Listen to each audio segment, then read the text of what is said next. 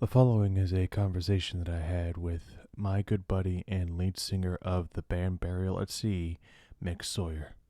He and I have jammed together. I played live with the band Burial at Sea with them once, like a couple of years back, and we had met like a few years back from then, and just headed off like right then and there at one of his shows. So in this conversation, we mainly talk about like the state of metal and just our relationship to listening to music, but we also touched on other topics like food, which we went on to like a big discussion on that, which ended up making all of us hungry. So it may make you hungry as well. But yeah. So the podcast went a lot longer than I thought. I was kind of just hoping for about 2 hours, around there, but we almost hit 3 hours. So this will be a lot longer than the solo ones that I usually do. And I plan on having other guests on, so that way it's more of a regular thing. And I plan on having Mick on more when he's available and our schedules align. And I plan on having other people who, just discuss music and other things. So, without further ado, enjoy this episode 4 of the BT Podcast. Coming at you now with a rambling session, the Brandon Taylor Podcast, yeah! Boom, and we're live. Oh, gotta do the whole Joe Rogan thing. Yeah. So, Mick Sawyer, welcome to the BT Podcast. What's going on, man? Man, it's awesome. It's awesome to be the first guest. I'm excited. A lot of things are going on. Where do I start? Yeah, I mean, how about you tell everyone what you do? I mean, what bands are you in? Like, what are you doing? I am the front man and singer of Burial at Sea. I'm also an actor for We Massacre. And currently, proudly, I am a part of Moshville Radio, the U.S. branch. I will be starting DJing for that within the next couple of weeks once I get my laptop and I get my equipment. So it's a whole new venture for me. I'm excited about it. Just a renaissance man for metal. Gotta fucking right. dig that, I mean, that's what I told him. I was like, this is my chance to be like Jamie Josta. Like, he's always been like my model for success. So that's the person that I want to follow in the footsteps of. Yeah, because that's how I got my start, just to getting to know you, was through Burial at Sea. Because it was actually a buddy of mine at work who I had mentioned that I was in the metal and he was in the metal as well. Yeah. And I was talking about wanting to get to know like some of the local acts. He's like, "Have you heard of Burial at Sea?" No. And then it happened to be like the week after he had started talking about you guys. You guys had your first show like starting to pop up. It's like, okay, might as well go check. I love the irony of that because also I've heard that story from a couple of different people. Like, it's just a buddy at my work. He's a fan. Like, who is it? And then he'll tell me who it is. I'm like, I don't know who that is. Right. It's well, this is that's just like a sign of like starting to make it. Like people are starting to hear your music. And it's like you're starting to get some recognition. I think maybe I don't give ourselves as much credit as I should because I just think we're just like this super small band that's like just local and it's not even like as big as I think. But I keep forgetting like you've got like 3 or 4 different radio shows in the U.S., I think maybe even 5 or 6 or so, that play your music pretty, consistently throughout, the year and stuff like that. So, and Moshville has been, playing a shitload of us, which is awesome. Yeah, I mean, that's cool to hear because a lot of people don't actually, metal bands these days, it's just so hard to get their foot in the door to get to anything. So the fact that, it's definitely, any success is definitely... welcome. Yes, Yeah. that was the word I was looking for. Absolutely. So I heard you guys are knocking through a new record on Burial. Actually, you heard correct. So. I'm excited about it. I'm trying to refrain from the cliches that everybody says about a new record, but I'm just gonna say the cliches, because cliches are cliches for a reason, because usually they're true. But this new record is probably the best thing I've ever done musically so far. Lyrically, I love just the the progression in my writing and where it's taken and how I've written. And I love how this record has been written so far, especially from a lyrical standpoint and a songwriting standpoint, because I wasn't used to just having finished full songs sent to me and then like, hey, do whatever the fuck you want, like, and just go from there. And it was like the most amazing thing. And I was going through a soul-crushing year to begin with, so it wasn't hard to find inspiration. Yeah, I can level with you there as well. Yeah, because I was there for part of it too, just helping you go through that and discussing about it. Absolutely. Because I should mention I actually played a show live with these guys once. It was actually a really cool show.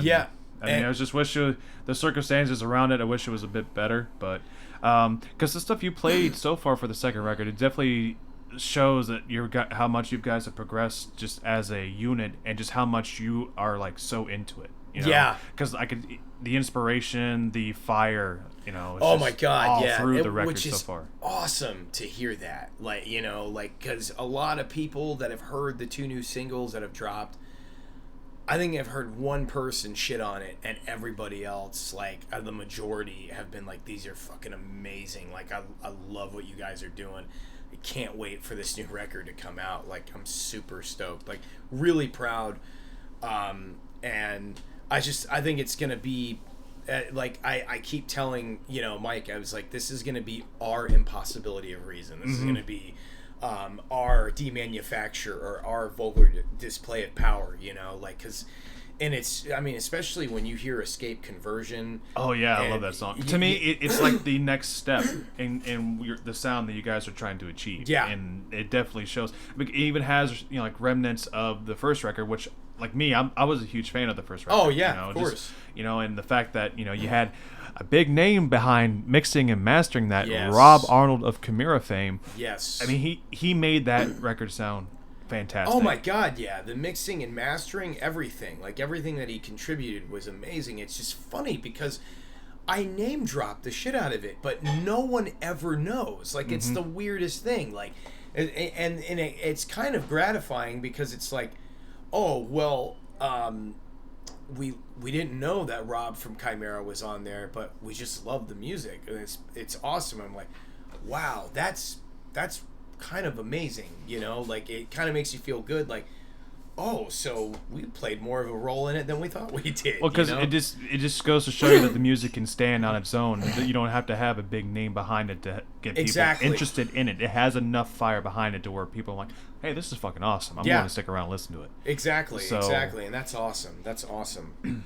Yeah, which, when you're talking about, like, people shitting on music, it just kind of leads to what, like, one of the topics I want to talk about is, like, elitism in metal, and I always thought about how it could be detrimental to a genre, Oh, yeah, you can impress me, bro crowd. Oh, yeah, exactly, because that was, like, the issue I had when I was a kid. It's like, if like my buddies heard that I liked, for example, Kill Switch or Misery Signals, like stuff like that, stuff that wasn't like brutal in your face, like black metal and stuff like that. Oh, yeah. It's like, oh, you're not a true metal fan. Oh my god. And to me, it seems like it's kind of died down, but in some other ways, like in certain corners, it seems to have gotten worse. I think you're always gonna have those pretentious douchebags in the metal and hardcore genre. I don't think you're ever gonna fully get rid of those type of people, because they're it's that cliche that they're always like stuck in a certain era.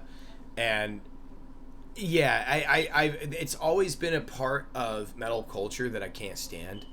And I've said this like 1,000 times, like, why can't the guy that likes Five Finger Death Punch, why can't he also enjoy Carcass? Why can't he also versa. Exactly, like, or why can't he enjoy Napalm Death and then go over here and enjoy, like, Disturbed?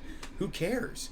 It's like, and even if you don't like those bands necessarily, like, the more mainstream ones, like, okay, well, cool, we have commonality on the heavier stuff, so we'll just talk about our strengths. Exactly. Like why sit there and, like, I'm not going to sit there and waste my time having a conversation with those dudes talking about the things that I think listens to suck. It's counterproductive. Like, what are you gonna do with that? I mean, because if you think about, I mean, like take for example my history when it comes to this genre. It started with like all the mainstream acts. Like first, it took Metallica, Disturbed, all these butt rock bands, as these people like to call them nowadays. I still love that name though. I love because it's and I found out the reason why it's called that. You know what the reason why? Yeah, and you're talking about Finn McKenty, right, from the punk rock NBA. Yeah. How he was saying, because when you go to those particular radio stations, they always say nothing but rock. You know, it's always that, and that's how they got the butt rock thing on there. It's so true, because like every time I think of butt rock too, the first bands that come to mind are like Buck Cherry, Breaking Trapped. Benjamin. Yeah. You know what? Surprisingly not, even though I know they're a part of the butt rock movement, but like they stupid fucking chair. but what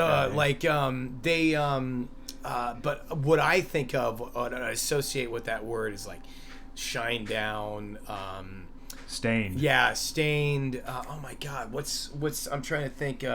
Trying to think of the bands that Disturbed is, you could put Disturbed on there. Basically Skillet. 98. Skillet is Yes, Skillet. Yes. I mean, don't get me wrong. I really love Collide and Comatose. Those two records. Those to me, those were the best. You know what though? I kind of feel like Skillet is the Christian version of 3 Days Grace. Well, yeah, because they had a particular song, "Monster," which if you hear it, it sounds like something like the animal I have become. But like Christian. Also, yeah, and also what's really funny, but it can be so cringy though. The fans can be so cringy because it's like Edgemeister times 11. Well, you see their attire. I mean, I love John Cooper as a person because he's a really cool dude, and everyone in that band is so cool. But at the same time, it's like that particular scene. It's like that particular niche of people all dressed the same that way. And to me, you're pushing the terms, my man. Yeah. Thank you, Robin Williams. But getting back to sometimes it takes those modern metal like the mainstream bands to get people into the genre. Yeah. I mean, you start with that, and then you work into like the stuff that you like the Gojiras, the Crowbar, and stuff like that. Because you got to start somewhere. That's just how it goes. Like, because when I have a pretty unique experience as far as how I got into heavy music. Like, I literally so it was basically like, okay, I heard Metallica, I think it was Black Sabbath, and Black Sabbath, Alice man. in Chains, which I love. Alice in Chains. Those vocals still haunt me. Oh my God! I mean, because Man in the Box is one, but Dirt and Facelift, those two records alone just smash. Oh my God, yeah. My whole thing with Alice in Chains, though, is one of those bands where I don't remember the songs, but as soon as I hear the song play, it's a feeling. You can feel it. You recognize it immediately. Like, here comes the rooster. Yeah, absolutely. Yeah, They come to snuff the rooster. I mean, I love that song. It's just the way, was it? I keep forgetting the vocalist's name. Oh, Leigh Stanley. Yeah, Leigh Stanley and. Is it Jerry? Jerry Cantrell. Jerry Cantrell, yeah. The way they line up their vocals together, it's always just like that eerie, haunting vibe. I love that so much. Like, and because to me, that's the way you do cleans when you're trying to do I wish heavy metal bands would do that more often instead of just trying to do that operatic stuff. Which is funny because Chimera does that on The Impossibility of Reason. Yeah. Especially with the song Crawl, because that's Mark Hunter's favorite band is Alice in Chains. But it went from Sabbath, Metallica, Alice in Chains, and then I swear to God, it was 2 years later. It's here's Pantera's Far Beyond Driven, here's Cannibal Corpse, here's 6 Feet Under, here's Carcass, here's Fear Factory, here's Machine Head, Sepultura, Typo Negative. I got catapulted into the super heavy stuff. And people always talk about gateway bands. I didn't have that luxury. I didn't get to sit with that for a while before I took the next step. It was just the environment that I was around and grew up around. I got catapulted in that stuff really fast. But I do remember thinking I don't know what this is, but it's awesome. I don't know. Like, it's just strange because most people that get turned on to, like, super heavy stuff at an early age, like, people can be fickle, you know? So you gotta be careful about that. But, like, for whatever reason, I took to it. And I just thought, man, this is awesome. Like, I don't fully understand it yet. It's way too much chaos for my small little brain to process at the time. But I really enjoy what I'm listening to. I know what actually attracted me to metal the first time was just the sound of the guitar. And because, like, when I was a kid, I mean, it was always mostly the rock band stuff. I mean, because, like, that was what my parents listened to. I mean, they weren't really the metal heads. I mean, it was Sammy Hagar, Van Halen, it was classic rock. Yeah, Aerosmith, U2, AC/DC, but the outlier was Creed. And what I always liked about Creed is Mark Tremonti's guitar tone. Oh, yeah. It was, like, super heavy, you know, but it wasn't, like, always in your face. It's like a guy that's in a rock band that's desperately trying to break into being in a metal band. Well, that's the kind of the situation that Mark finds himself in usually, because originally I've read some of the stories with Mark, he originally wanted to be, like, faster, heavier stuff when it came to Creed, but for it to actually work with what they were trying to do, they actually he had to dial back his playing. So, and I think Alter Bridge, that comes out a little bit more. But it wasn't until his solo stuff was where he actually started to incorporate, like, more of the thrash stuff. That's what I heard. I heard his solo stuff is probably, like, the heaviest stuff he's done. Oh, yeah. I mean, that first record that he put out, I mean, I loved the first two singles, which I, unfortunately, at this time, I can't remember the names of them. But like going on to the next band for me, it was Metallica's Black Album, because hearing that particular tone to me is still one of my favorite guitar tones of all time. Oh yeah. And then what actually catapulted me into getting more into the mainstream metal stuff was YouTube, because YouTube had just came out.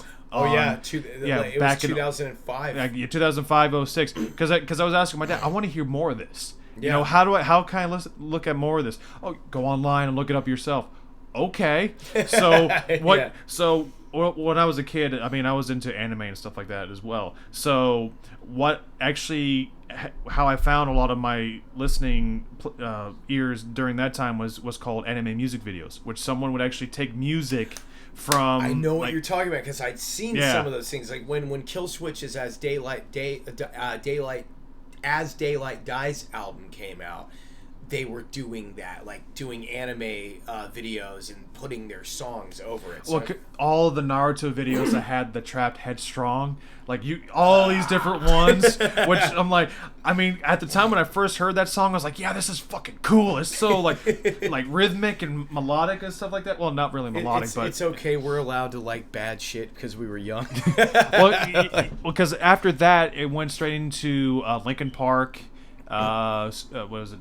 System of a Down. Yeah. You know, and I was starting to get all into that stuff, and then the friends I was hanging out with in middle school during that time, they got me interested into Slipknot, Misery Signals, and some of the post-grunge stuff like Creed. Oh yeah. Which not Creed, but Crossfade. Excuse me. Yeah. Crossfade. Which unfortunately you never hear anything from them anymore. Yeah. But it wasn't, and then later on, that was when the next group I had, that's when I was interested to Septic Flesh, Behemoth, all that stuff. Yeah. Which that was pretty much when I was like, okay, I want to be a musician now. This is what I want to do for the rest of my life, and I haven't looked back since. Absolutely, I think it's pretty similar for me, because I remember hearing all those bands, and then it wasn't until I think I was 15. Yeah, I think it was 15 where I said, you know what? I want to be in a band, but I was like, and I wanted to be a bass player. Really? That's what I wanted to do. Yeah, I wanted to be a bass player. And I'm like, but at the time, couldn't afford to get me like that kind of stuff, which is a good thing. I'm glad, you know. And then I remember my best friend was just like, why don't you just try to sing? And I'm like, okay, well, I mean, I guess I could try it. Like at first, like it didn't sound as foreign to me as you would think, because I always did impressions. I did impressions of like my favorite wrestlers then and stuff like that, or like some of my favorite characters in movies. And honestly, that's like what lent to me finding out that I could actually sing, because it turned out that was like almost second nature to me. Because So I started singing along to like Fear Factory's Demanufacture. I'll never forget. My best friend was like, "Holy shit!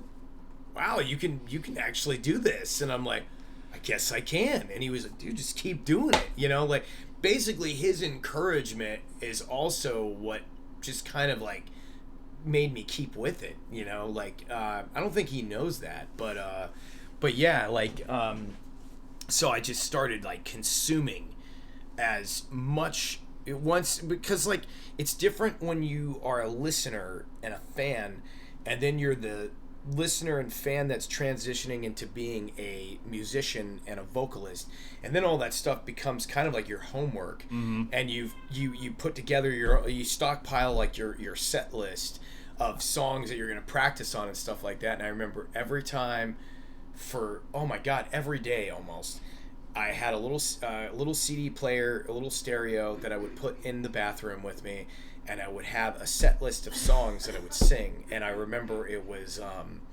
Fear Factory's Demanufacture, the title track. It was Sepultura's Roots, Slipknot's New Abortion, Coal Chamber's Fiend, I think. No. It was Something Told Me off of their third record, Dark Days.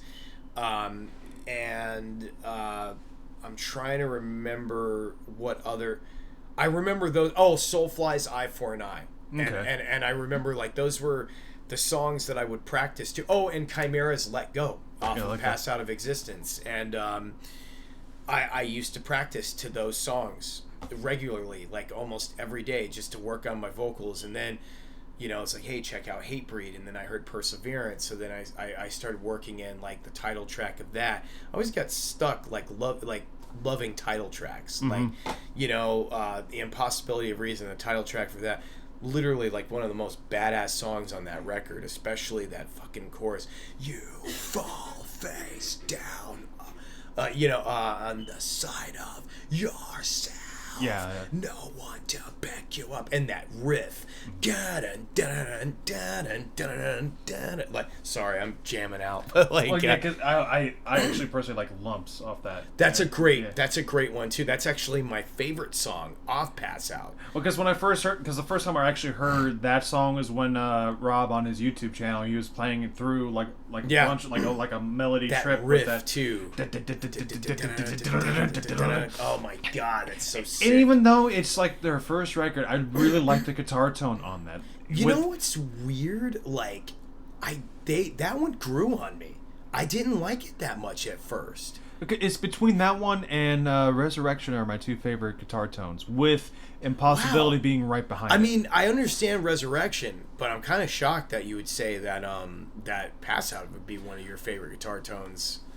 Well, because you don't hear that very often. Yeah. Well, I think it has to do with. I mean, they are using down-tuned 7-string, because they're doing like a drop A. I think it's just the way it always hits the 50. Because I think they were either using the 5150s or the 6505. It's just the way that particular tuning hits that amp. It just sounds right to me. And I think they were using ESPs by that point, right? Pretty much which Rob has a very different opinion on that. Obviously, That's why he just didn't like the way the I remember him talking. Because I think I remember him saying he always prefers 6-string over 7. Yeah, because him and Mark always talked about the reason why they ended up tuning up for the Impossibility is because the sound wasn't cutting through live. Like, for whatever reason, it just didn't cut through. And they said, well, we're going to tune up this time. We're going to go to drop C, which is a perfect balance, obviously. And I mean, you heard the Impossibility of Reason. How could you argue with that? Like, it's such a, oh my god, like that's like one of the best metal records. Which, by the way, you heard that it was just the anniversary of it was just like last month. Yeah, it was last month, but it's like I think it turned 16 or 17, I believe.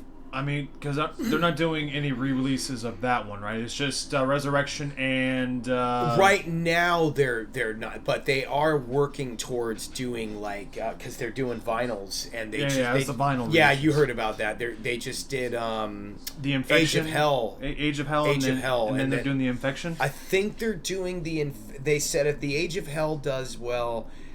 I just rhymed, but like if the Age of Hell does well, that'd be a good like a good surprise for a rock, jingle. Yeah, a little rock thing, right? Yeah.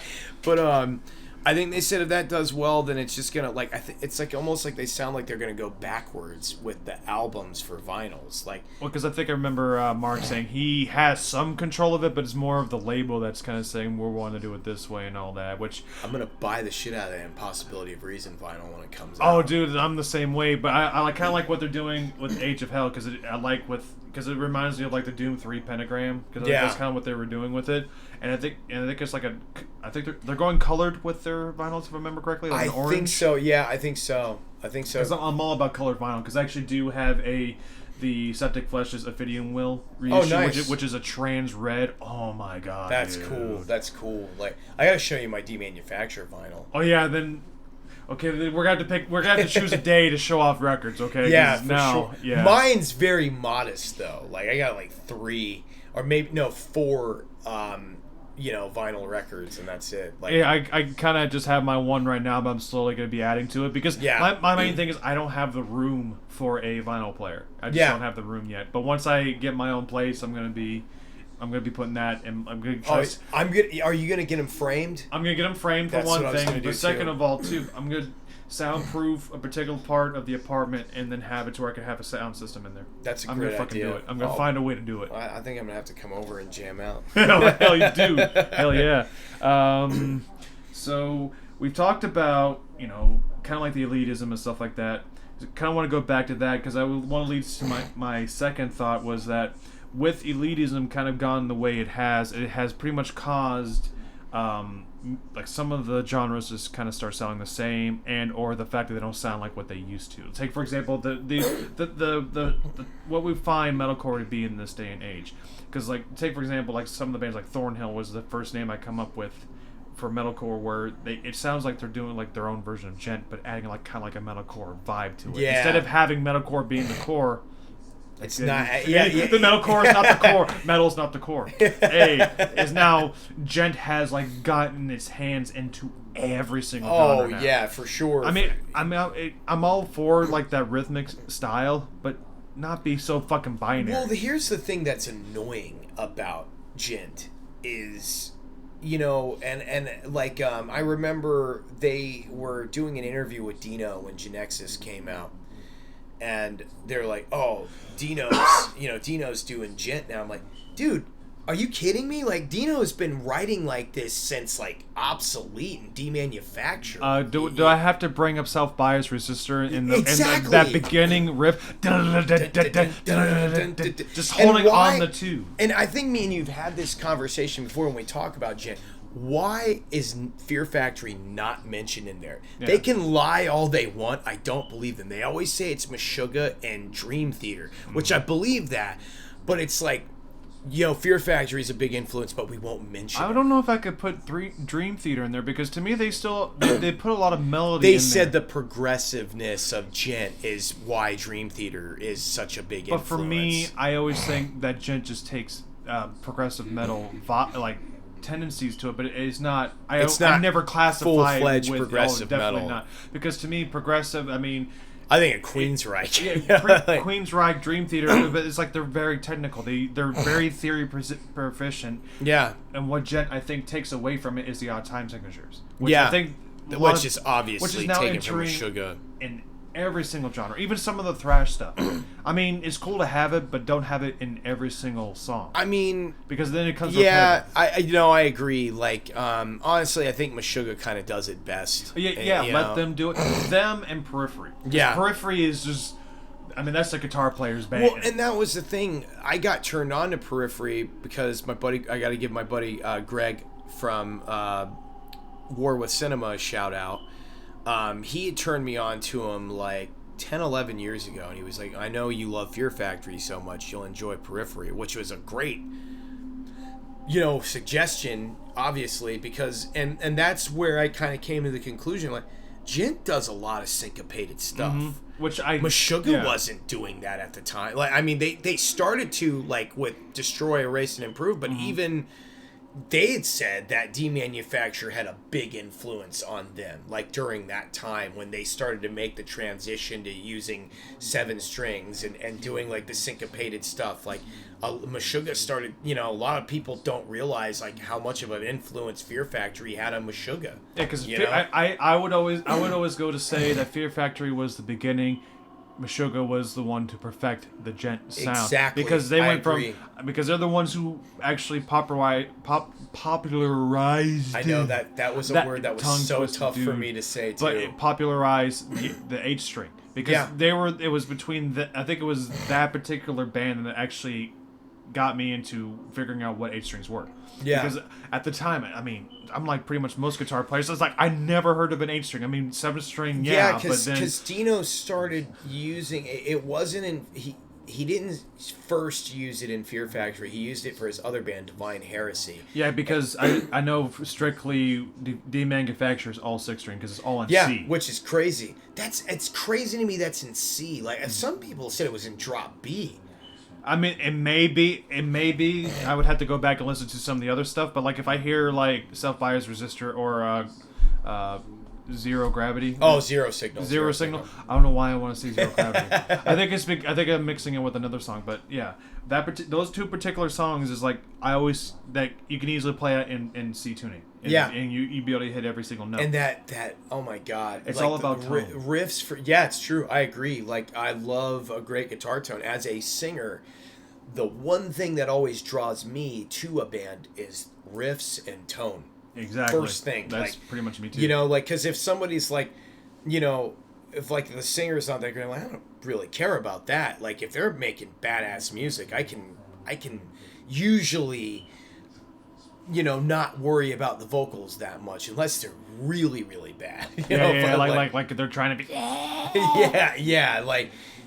But like if they're bringing the riffs and and like the song structure is killer, then you've won me over. Like I'm like the easy lay when it comes to music. I mean, because it was kind of like me with Rise Against. Like I liked the riffs and stuff like that Rise Against brings, but at the same, I can't stand that singer's voice. Yeah, I can't. No, I totally get it. Like, I'm trying to think, what band? Oh my god, like. Now it escapes me, but I was gonna say there's a band like that for me too, where the music is killed. Oh, well, okay. I've come to appreciate John Howard so much more than I used to. But I think it was just because when Archaea came out, which was the band that he did with Christian and Raymond from Fear Factory, and Chester, has that heavy, like, Chester Bennington influence on his sound.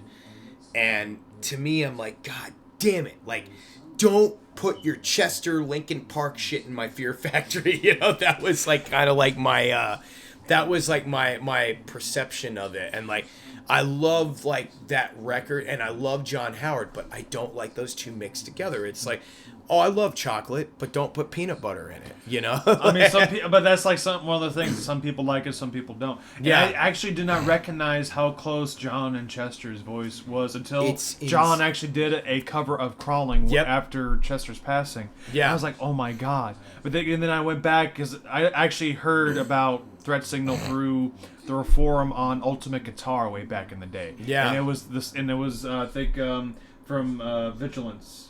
It was the through my eyes. See through my eyes. See through eyes. That's one of them. I'm sorry, John. I'm butchering the name. Forgive me. But pretty much what it was is like I heard that. It's just that the way the riffs work because he's using up the whole fretboard just to do the rhythm part, which I'm like, this is crazy. And then John's vocals to me, it gave me goosebumps every time I hear it. Oh yeah, when I heard Under Reprisal. I think it was A New Beginning. I think it was the first song that I ever. It was either that or Rationalize. I'm trying to remember, but I Rationalize would usually be the first song I've heard, most people say they've heard from that record because it is the first track. Yeah. And that's the one everyone goes to. we're talking about MySpace days too. Oh, dude, that's how I found out about him. Because I heard that and I was like blown away, and then I found out Christian from Fear Factory produced their first record, and I'm like, okay, well, you've already got me sold there, they've always been, I know people are going to be like, oh, God, every time with this guy, all roads go to fucking Fear Factory. But well, it's like that. That's like that with me with Devin Townsend, because Devin Townsend has pretty much is the core. Yeah, which is funny because they connect too. Yeah. Because in Devin Townsend's podcast, when he was explaining how City became a thing, he pretty much he was talking to Dino, because I guess they were staying in the same apartment complex together, and when he went to one of their shows, he was explaining that he wants to have that particular guitar tone, that industrial style, instead of it being like blue colored, because Devin's very color based, kind of like how I am. Yeah. He wanted it to be like black and red and just spiky. That's the way he described it, and that's how City became to be. Yeah, which is awesome, and I hear it too. Mm-hmm. Like I definitely hear it, the influence. Because when I hear because now that I listen together, Demanufacture and City, the guitar tone in that is almost near identical. Yeah. The way everything's compressed. I always think about that one riff. Oh my God, what's the name of that song? Like, you fucking piece of shit. Detox. Yeah, Detox. Which is actually in open D, which is weird because he actually, because like in his recent playthroughs of the song, he actually capoed his guitar for that, which I thought that was pretty funny. that. I didn't know that. Because I was trying to transcribe it in C. I'm like, he's hitting the open note weird because it sounds weird to me. Then he was actually saying that's actually the reason why it's called Detox, because it was actually in open D. That's crazy. I didn't know that. Yeah, I didn't find that out because it doesn't sound like it at no. all. It sounds, there's a lot of low end in that riff. Yeah, the way that particular record was mixed and mastered, to me, I love it. I mean, everyone would say, "Oh, it actually doesn't sound that good. I mean, you're having too much high end here and all that." I am not looking to have a perfect record mixed. I just want to have it. I want to have its own character. Yeah. No, I agree. So, like, I don't. The one thing that annoys me, there's a guy that I know that, like, he's that kind of guy where he wants the production to be perfect. And it's like, look, man, I don't want to sound like a machine's writing this record. Yeah. And it's like, that can work for, like, Fear Factory. They obviously, and even like Strapping Young Lad, because those bands kind of, they embrace technology and stuff like that, which is nothing wrong with that. That's great. But I think it's interesting because we're heavily influenced by those bands with our own music and stuff like that. But, we still want our music to have a little bit more of a human, like, organic touch to it, an authentic touch. And it's like, how do we take this? I think it's kind of like, how do we take this almost like industrialized, almost like machine-like kind of sound, but humanize it some, to what we're doing? And I think that's kind of how that worked, because you hear it. It's like, it sounds stupid. It's like if Fear the Catalyst was written by humans instead of Terminators. Well, yeah. Well, because, like, I mean, that's why I like Static X so much. Yeah. Because, like, especially when you hear Wisconsin Death Trip, the way, I mean, they have, like, it's very industrial, of course, and the way that they mix the drums is actually very really technology cool. based too. Yeah, it actually sounds like a machine clanking, in the background there. But it's like you have all this industrial stuff, but it's like the drummer is kind of slightly on the backbeat. You have the guitar player kind of sitting almost in front of it, but not too much towards noticeable, towards actually annoying. And you have the bass. You can hear the fucking bass. That's the other thing too. What I liked about it, Tony Campos's bass. Oh yeah, I love his bass tone. Which is funny because he was playing bass for Fear Factory. That's right. Yeah. Isn't he still playing? Like he played him on this recent record? I know they said. I think Dino actually played bass tracks on. I think he actually played bass tracks on all the last records that he was on, and then he just has a touring bass player because like. He had Matt DeVries from Chimera playing for him first, and then Tony Campos joined shortly after. Because there is another band that Campos is with, but I can't remember. Assassino, Dino's other band. Oh, yeah. Which is amazing. Like, oh my god, it's amazing. It's like, if Fear Factory and Napalm Death had like a love child, that's kind of like what Assassino sounds like, because it's got that grindcore kind of vibe to it too, but it's got Dino's like signature syncopated, machine gun riffing style, like synchronized with the bass drum thing, which I love. Like, that's, everybody talks about, when they talk about Fear Factory, a lot of people say what appeals to them is the heavy vocals and the melodic choruses, which is amazing and obviously is a massive part of the sound. For me, it was always the syncopated stuff. Mm-hmm. It was always just like, self-biased resistor. Dun, dun, dun, dun, dun, well, yeah, every time I hear that, I get that like ferocious vibe. Yes. I feel like I want to go punch somebody. Isn't it? Like I know, like that's what I'm saying. Like, it makes me violent. Like, and there's the same thing with Zero Signal. I because that first riff. There's just when you hear the dun, dun, dun, dun. Yes, and the fact that it was Mortal Kombat 2 just makes it even better. Yeah. So, but it's just hearing that, I'm ready to fucking go. It's like I'm feeling something's coming. And you hear the Terminator sounds in the background of that song too, with the Skynet machine in the background. Like the pile driver sound. And like, but yeah, like, and that's the thing that I always love, because it just punches you in the face, like immediately when you hear it, and it's like you hear how that style and that sound has influenced so many other subgenres of metal. Like, metalcore can say all they want that it was like melodic death metal was like a big influence. I know damn well that, especially Killswitch, because they also do a lot of syncopated stuff. A lot of metalcore bands, especially from that third wave, like Unearth, Killswitch, All That Remains, all of those bands do a lot of the syncopated riffs matching the bass drum, and then also the clean choruses and the aggressive verses. Like, I feel like what they did was like, okay, let's take At the Gates, let's take Agnostic Front, and let's take Fear Factory and Pantera and just put it in this big melting pot. Bam! You got the third wave of metalcore. That's basically what it is. I mean, you got that, but I'm also seeing like where some of these bands, I mean, they're bringing that binary aspect of gent into it. Which you're talking about like later metalcore. Yeah, like later on, like I think Architects is considered that. I'm thinking of more of like.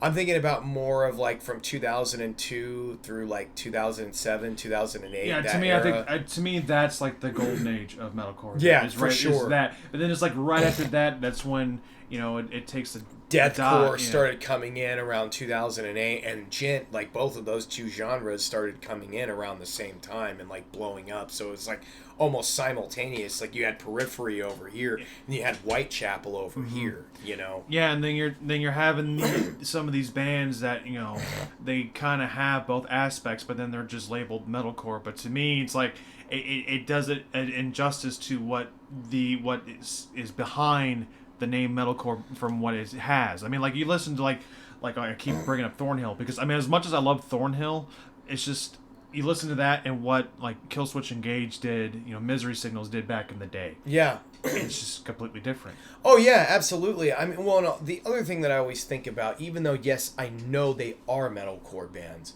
and both of these bands have Brian Fair in it from Shadows Fall, but Overcast, which was his original band before he joined Shadows Fall, and both of those bands have this thrash metal vibe to it. Like, it's like, to me, it's like, hey, let's take Injustice for All era Metallica and like Testament, and then mix it with like Agnostic Front or Madball or something like that, and we have this melting pot of this, which I think is super interesting. Like, and Shadows Fall, I feel like out of all the bands, especially that come from the whole Boston metalcore wave from that era, because they blew up around the same time Killswitch did, Lamb of God, Chimera, Unearth, All That Remains. All those bands were just on fire during that, which is one of my favorite eras of metal, because they called it the new wave of American heavy metal. Yeah, which I and that was God forbid I can't. God forbid on it. God forbid. Yeah. It kind of worked in that favor, eh?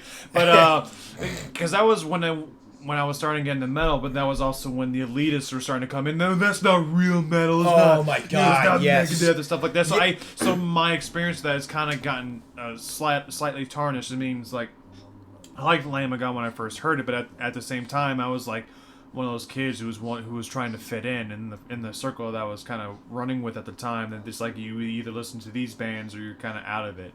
And you know how high school days are. Yeah. You know, especially like with me, I was the loner kid who was in between circles, but there was always that one particular circle I always try to gravitate. I was always the guy that was just the contrarian.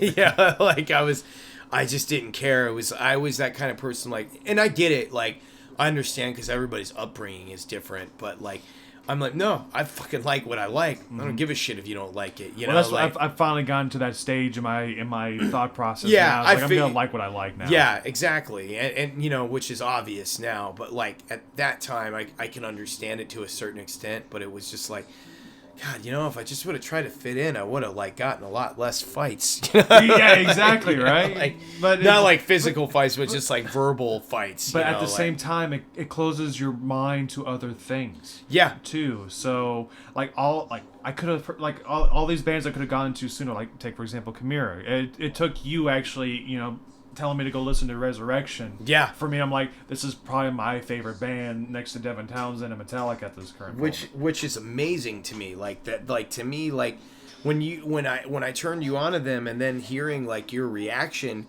and then saying like this is like one of my favorite bands now. I'm like, wow, that's amazing. Like, because Chimera is another one of those bands that was basically like you take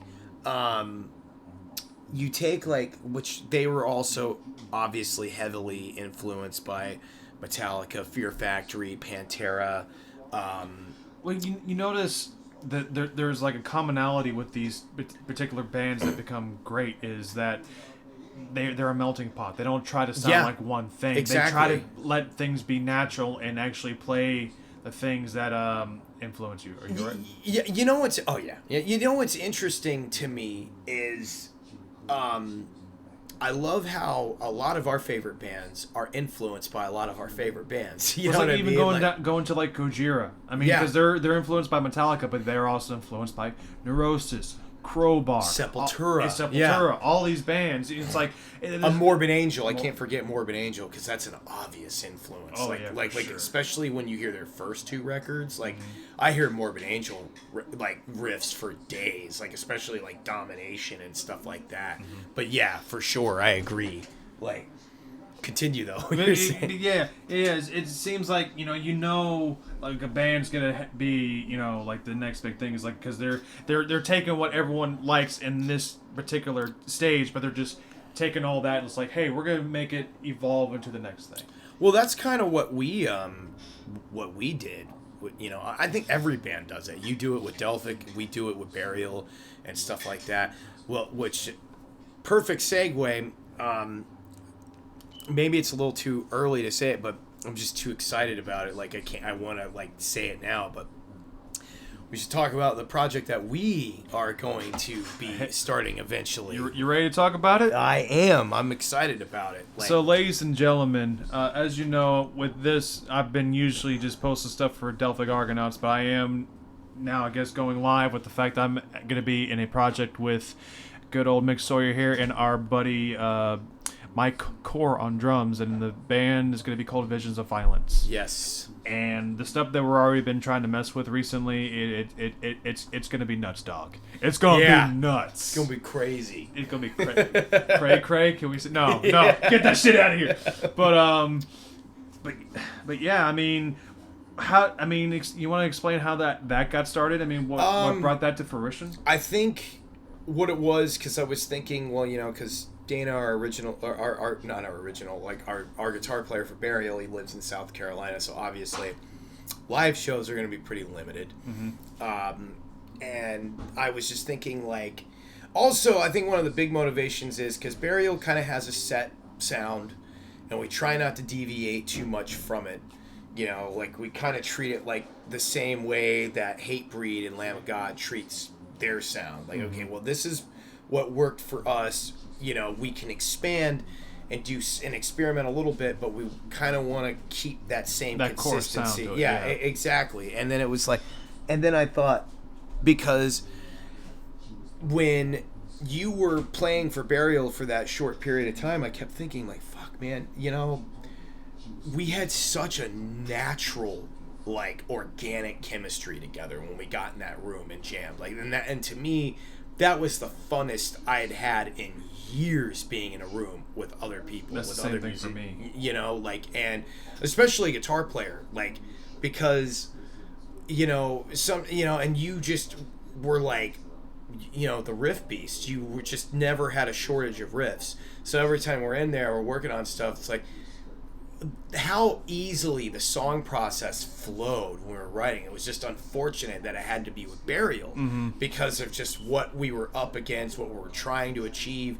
And people don't even realize those songs that we wrote, killer songs, it just did not work for what we were doing for Burial. We knew that it wouldn't have been up to scratch at that time, because also with you, you know, like, you had a lot of that Art of Retribution influence, which is awesome, you know, but it was kind of like, but regardless, I kept thinking, we need to go back and we need to expand on that and go back to that and start another band that isn't so dependent upon a certain style and a certain sound, you know. And I was like, it gives us a chance to all be free and just take a melting pot of all of our favorite bands and just smack it all into one and just do whatever we want. We don't have to have, like, I think the only thing that's going to be, it's not going to, it already, for people that don't know, it's not going to sound identical to Burial, that's for sure. And it's definitely not going to sound like Delphic Argonauts, you know, for sure. I mean, I'm sure some of that particular vibe is still going to come into the music slightly, but it's not going to, I mean, because that's just who we are. You know? But I mean, the only commonality really is it's just going to be heavy. You know? Yeah. I mean, because that's the one thing I have to say. I mean, as much as I've liked the control that I've had with the Delphic stuff, I've been missing the opportunity to play with other people. I just remember the first day that when Mike and I were just playing, it was just me and him. Yeah. We almost wrote a full song in just one day. Exactly. So, and I think just now that we're all in the right headspace now compared to back then, I just think that this is probably going to be the next best thing. I mean, I think so too. I think it's going to be like a killer, like, you know, super group of minds, you know, like, because, you know, me and you always fed off of each other really well too, like when we're in there. And lyrically too, we were like that too. We kind of write the same way. Yeah, our styles are very similar when it, like, to writing, for sure. Like, and like, it's just gonna be natural, and I can't wait. Not saying that with Burial it's not natural, because that's not true. It's just with this, we don't have a built-in expectation for it. We can just be in there and be like, go in there and write whatever the fuck we want, and just be like, and just drop it and be like, here it is, and have no ego trying to, like, say, no, I'm gonna rep on this better than you and all this shit, you know. It's no. Yeah, because there's no fear, you know. It's just, I mean, because you know how, like, there's people that, like, they have, like, this this fear, this lack of confidence, even in things that they're supposed to be good at or whatever. And I don't mean this in an arrogant way, and I think you can completely relate with this. I'm sure Mike can too. When it comes to us writing music, we are fucking fearless. Like, we're not afraid at all. We're just gonna go in there and do it. Yeah. That's just how it is. Like, it's never. Maybe when I was younger, like pre-Burial years, I might have got a little nervous about preconceived notions of, like, other people or something like that. But I don't know. For the most part, I've been pretty confident. You know, like, just getting it. Like, well, this is This is second nature to me. Well, you know? because the first time I was in the room with you guys was the first time I felt confident in writing. Just because, like, beforehand, it's like I was always afraid how to react to playing with other people, just because of the fact I'm so used to playing on my own and pretty much writing the vision that I had right then and there all the way out by myself. Yeah. Because at that point, you know, it's like until I was, you know, emotionally and able to communicate, all I could do is just tell you, this is what you need to do, this is what you're going to have to do. I don't want to be that way Yeah. when it comes to working with other people. I'd rather have it to where everyone brings their 2 cents, and it's just more of just like, hey, how about we try this and stuff like that. And Well, that was another thing that was undeniable about what we were doing. Sorry, I didn't mean to cut you off. It just made me think, when we got in there, it was such a collaborative effort. You know, like everybody was equally involved. None of it was forced. No, not at all. Forced at all. Not at all. Which I really appreciated. Yeah. You know, it's because it's like, you know, I'll be playing a riff, Mike will come in, it's like, hey, how about we try this beat instead? It's like, cool, you know, and then how about, you know, someone comes with like a melody or a riff idea in their head, and because like multiple times I remember you say, hey, there's this one part, how about you just do the guitar this way? And then we would pretty much be able to latch on, right then and exactly. So, and like my like vocal patterns hadn't come that natural in years, you know, probably since we started the very beginning of writing the Art of Retribution. Like I hadn't felt like where it was just that natural or everything was just coming out, but in a way that was more liberating than even the beginning of Burial in some aspects, which is saying a lot, you know. But you know, like that was the thing. Like I loved that natural, like kinetic chemistry that we had, and it's like, you know, and me and Mike always talk about, I'll be damned if we're gonna waste that. We're gonna like once we get everything done out of the way, when this second Burial record is done, might be a little premature, I don't care, because we're gonna do it. It's going to happen. We are all determined people. This has been in the works for probably 2 years at least. Yeah. You know, like it maybe a little bit more than that, because even when you left Burial, we were still talking about like we still want to do a project together. That was already there, and like it was gonna happen, you know. Yeah, because like my whole situation during that time was like, not only was I not in the right headspace, but I find it hard to try to write something where it's already been there. You know, I'm a person, I'd rather start fresh. You know, absolutely. No, I completely agree.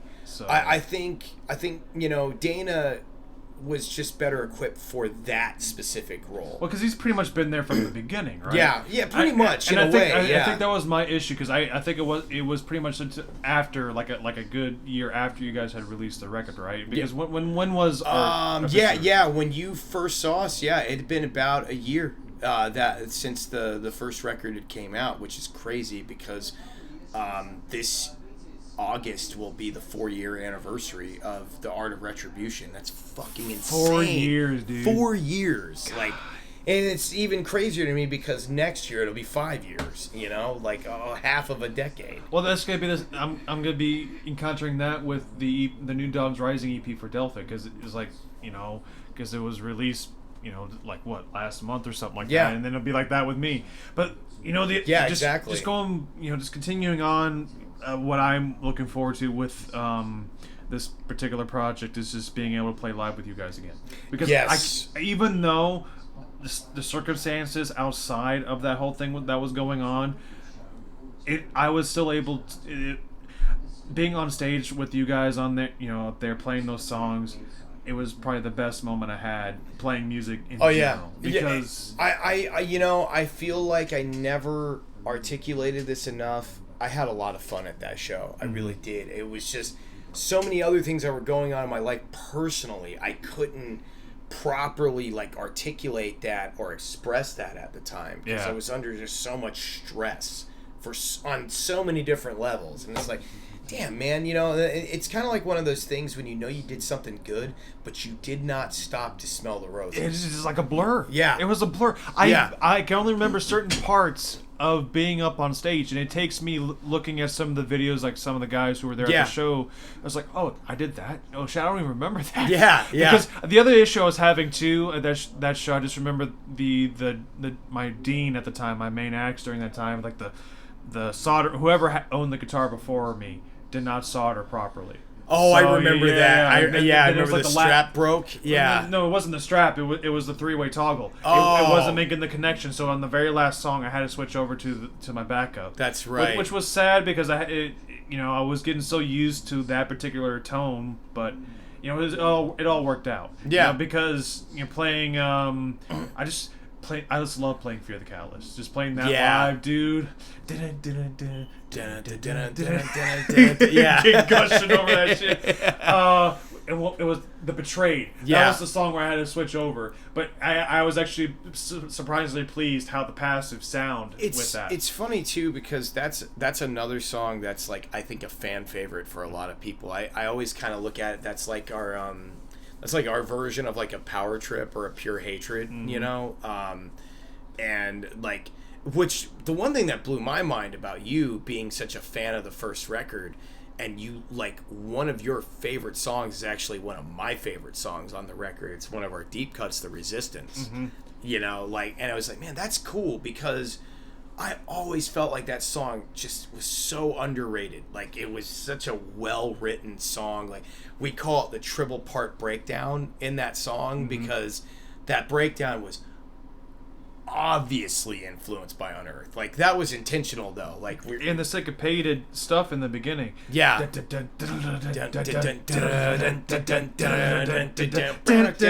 Yeah. God, I love that. I've always loved riff. it. Yeah.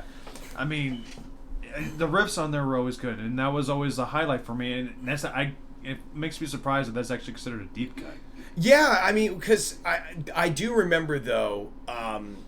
When we first started playing live, it was like, that's got to be in the set list. It wasn't until maybe about, I want to say 6 months after, I'm like, dude, I'm dying up there on stage. Because it is a pretty hard song, just, to have that.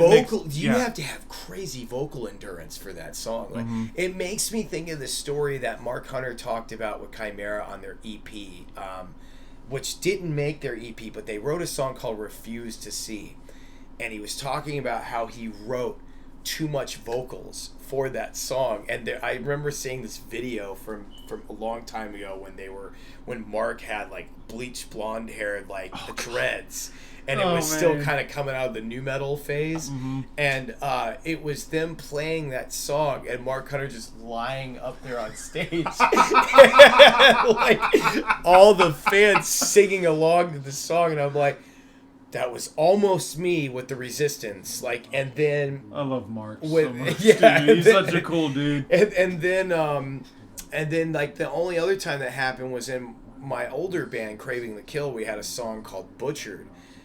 I wrote so much vocals for that because it was when I discovered, like, oh my God, I know how to come up with patterns on my own, and I'm not relying on somebody else. So I went crazy with it, and I just wrote all kinds of different vocals, and I'm like, dude, we got to play that song first. Well, because I was going to say, with The Resistance, that's one of the things I like. The first area, the pattern that you have in there vocally is like one of my favorite patterns, because it's like a pattern that I'm not used to hearing, most vocalists take. Yeah. So, I'm trying to remember the exact lyrics. It's you know what? I've sang that song so many times and it escapes me for whatever reason. It's just like the tail, the way the tail ends, like the path that way take. That's the part that it always speaks out to me, just because the way it all meshes together.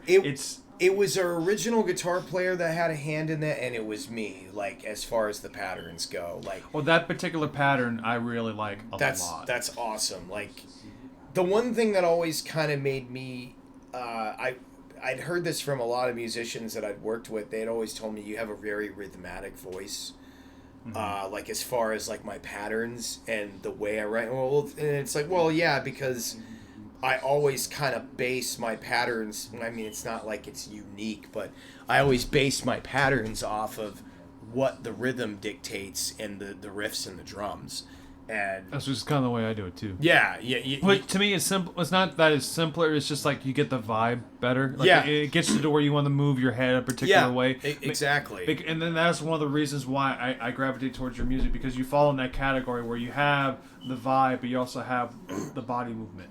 Because it's like, I get my hand wanting to do like a certain motion when I hear a particular song. That's why I always tell people that first record is like a fusion of groove metal and metalcore, because a lot of groove metal, it's head bobbing stuff, like when you hear Pantera or when you hear Ex Hoarder or even Chimera, you're bobbing your head, like it makes me think in the Resurrection DVD when Rob's talking about it, it's like, what I like about a song is I love the groove, like, where it's like the flame, dun dun dun dun dun, and that's like, I get that, because or one of my favorites is in the Infection DVD, and Matt DeVries said, like, man, I've been playing people the demos of the Infection. They're like, oh shit. I'm like, thanks, man. Well, I appreciate the fact that I actually got that expression from you on some of the stuff I played for you for Reign of Chaos. Absolutely. If it has the oh shit factor, then it is definitely on the high scale. Like it's good stuff, because like. You know what that means too. Like any big. Oh, I fucking God, that chair is like about to kill you or something, dude. You gotta get that. I know, seriously. Like, I wish I could get video of that just so you guys could just see, like, because it was literally trying to make him fall flat on his ass. I had the fucking deer in headlights look on my face when you're about to fall. Hello, darkness, my old friend. Yeah. I'm coming to talk with you again. I could just, I need to get like a picture of that, just like have it That all would be black and great. white, slow it down, and it's just gonna be like, that would be great. dude, that'd be funny. But we've all experienced that with like our favorite bands or our favorite records, where it's like, oh shit. So like when Matt DeVries said that, it immediately like was relatable. I'm like, I know exactly what he means. I mean, even going all the way to Metallica, because there's particular songs I gravitate towards most because they actually have those two vibes. Battery and Master of Puppets are the two ones I always go to, because like when it comes it's got to that oh shit factor. Well, yeah, because like when you hear Battery, when you just hear that acoustic opening, it's like it's very eerie vibe, and it's and like go back to Colors, but I immediately just see red, but it's not like heavy or anything in your face, but I just immediately picture it in my head. Yeah, and then like once that heavy guitars start coming in, the harmonic part. Oh yeah. It's like you're just feeling it more, just intensify as it continues to move up, and then you get to where the main riff comes in. Yeah. It just makes you want to go, but you just feel like you feel like you could take on the world. See, and that's interesting, because you bring up like earlier influences that had that impact, that oh shit factor on you in the beginning. It makes me think about when I heard Pantera's Far Beyond Driven, and the first time I heard Becoming. And just that riff, like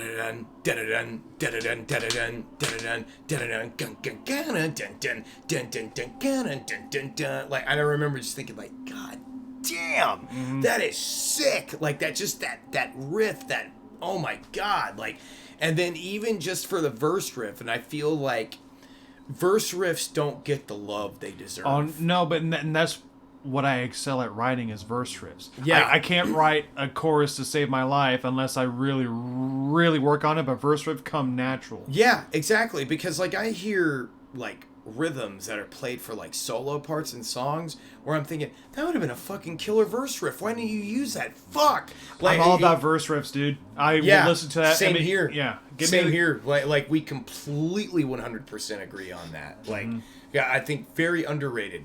Very, very underrated, and does not get the attention that it deserves. I mean, that's why I like Chimera so much, because Rob's writing when it comes to verses is what I like the most, and that's one of the things I would like to work out. If I could like pick his brain or just like collaborate on something, because I would like to just learn what he's doing. Yeah, exactly. You know? Because even like, again, not to keep going back to the Flame, but even when you go to the verse riff for the Flame, that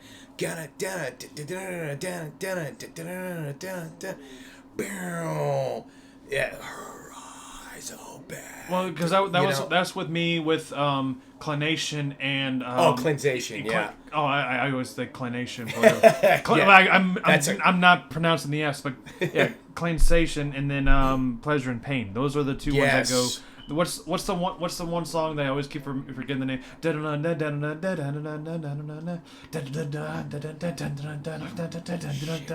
Ah, shit. I gotta look this one up because it's gonna bother the shit out of me. Hang on. What album is it off of?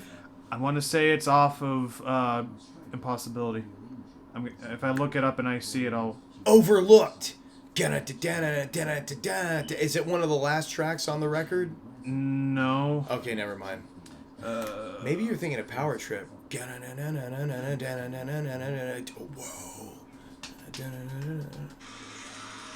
Yeah, it's Power Trip. That's right. Yeah.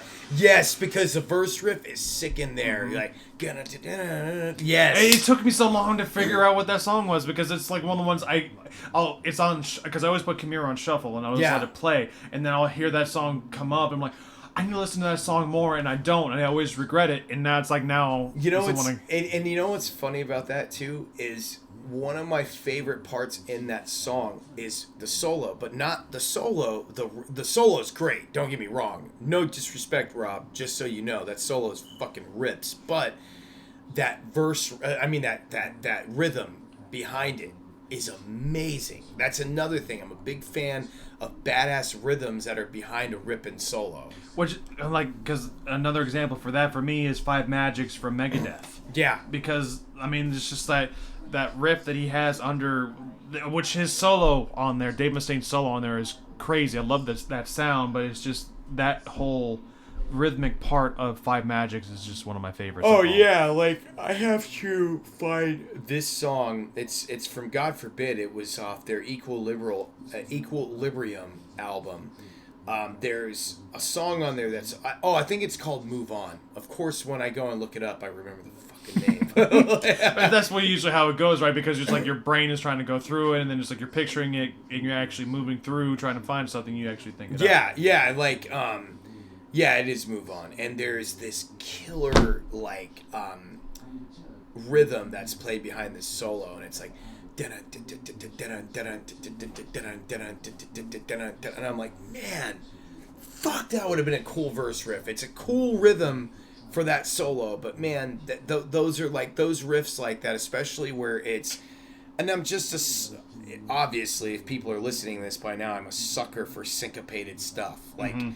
You know, and it's all Fear Factory's fault, you know? Fear Factory does it right. That's the whole thing. They really do. And then you hear other bands that do it that are influenced by it. You're like, you know what? You might not do it as perfectly with precision as they do, but you do a damn good job of it, you know? Case in point, Thread Signal. I mean, to me, they're the closest thing to hitting it right with Fear Factory than anything. Absolutely. I think Kimura would go in third. Yeah, I would say, yeah. You know, because Kimura is really good at it, too. Especially, Pass Out, obviously. Pass Out, for sure. You know? I mean, once again, The Flame. That's the easiest one to go to. Isn't SP Lit? SP Lit? Split. A lot of people I always say SP Lit. And I'm like, why do you have... I get it why you did it, but it's so cheesy. But then again, I think that's the new metal play on words. Then I think even Mark would say, that's cheesy. Yeah. But so I want to move. Unless there's something else you want to add to, go ahead. So the next topic, one of the last topics I want to talk about is which still pertains about music, but it has to be about music being in other forms of media, like movies. Video games and stuff like that, and how it seems like with everything trying to be the same, like how we were talking about in metal, it seems like it's trying to be that way in other media where it seems like it's just generic. I mean, because it's like it's very generic. I mean, yeah, because I can kind of tell you like right when it stopped being noticeable, like where it was noticeable it happening in movies. It was like around the early 2010s is when it started happening. I think it has a lot to do with the Marvel movies, because it's also the fact that everyone's trying to copy off, trying to be the next Hans Zimmer, And Yeah. I think that's an issue. Yeah, I mean, because Hans Zimmer set such a huge standard. I mean, and I think really like the only guy that actually there's three guys that were actually Hans Zimmer's proteges, but Which I think one of them actually went on and did Fury Road for Mad Max. oh yeah, that's ex-Junkie. Oh yeah, I forget he's got a lot of proteges because Harry Gregson Williams. Oh, one of my favorites. yeah. And actually, the first time I heard his stuff was Metal Gear Solid. Yeah. 2. Yep. And when Sons of Liberty. Yep. And it's just because that opening, the opening song for that particular game gives me goosebumps to this Oh day. yeah, and he him.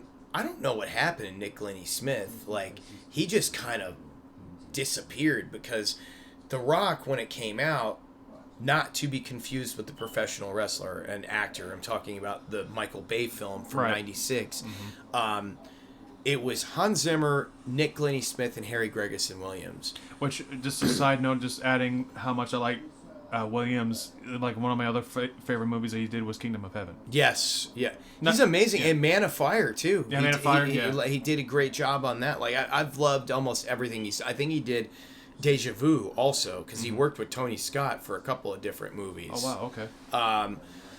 But another one is Steve Jablonsky. And his score for the first Transformers movie, which is still my favorite out of all the live-action Transformers movies. I enjoy the shit out of the first movie. Because I think it was right before Michael Bay decided, let's just go as crazy as we fucking can. Yeah, you know? exactly. And it's like me and my son watched the first one a lot. We love the first movie. Like, because it's an action movie, but it really borderlines on comedy because it's so funny. Like, but the score that Steve Jablonsky does for Transformers, even in the other movies, and I've always been a big fan of his work, like everything that I've ever heard him do, but that like every time I think of that Transformers score, the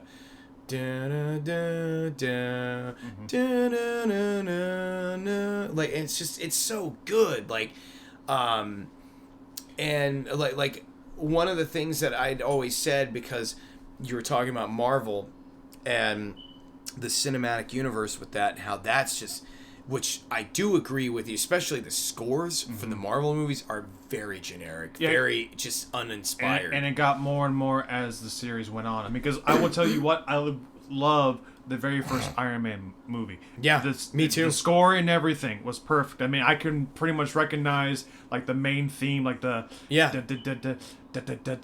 and that I love, and I can just recognize it immediately. I can tell you that's from the Iron Man movie, and that's like, you know, the Avengers one. That's the only other one I can recognize. The da da da da. Oh yeah. Those are the only two tracks I can really recognize out of the whole series. The thing that makes me so mad, because I love Alan Silvestri. I've been a fan of him since Predator. Like he, you know, and the Predator theme. Come on, it's so recognizable. That and Alien. Alien. Oh yeah, Aliens that was actually James Horner. Really? And Alien was Jerry Goldsmith. That's right. I just meant like those two movies because they always seem yeah, of course. Like, because also Alan Silvestri did Back to the Future, you know, which is also iconic.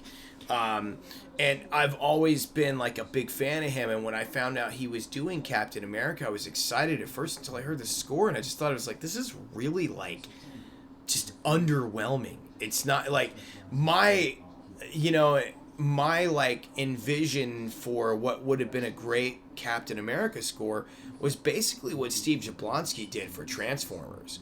I felt like it needed to have that big sound and that big vibe, and when I watched it, I'm like, and that's another thing a lot of people don't know about me when it comes to movies.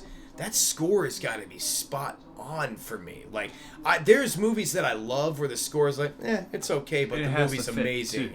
Yeah, because like, take for example, I mean, and you can't say the problem is that it's like simplicity or anything, because if you listen to like simplistic stuff like on the Bourne series, like especially the first movie, I could recognize pretty much the majority of that whole soundtrack. Exactly. It's like I can, and like Ultimatum and the last movie that came out, it's like you can't recognize anything. Yeah, because it was around that. I want to say it was around that time when like the Bourne Ultimatum came out. That was when soundtracks became less and less noticeable. Though I will say, Interstellar was a hit for me. Oh, for a few years back. I'm a little biased when it comes to Hans Zimmer. Yeah, I mean, when you got Last Samurai as well. Yes. That was actually the first soundtrack I heard him. It was, for me, like, as far as, like, now, first thing I ever owned was Crimson Tide.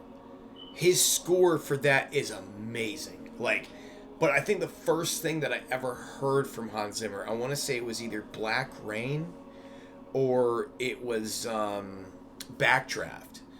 And, like... Dude, have you seen his studio?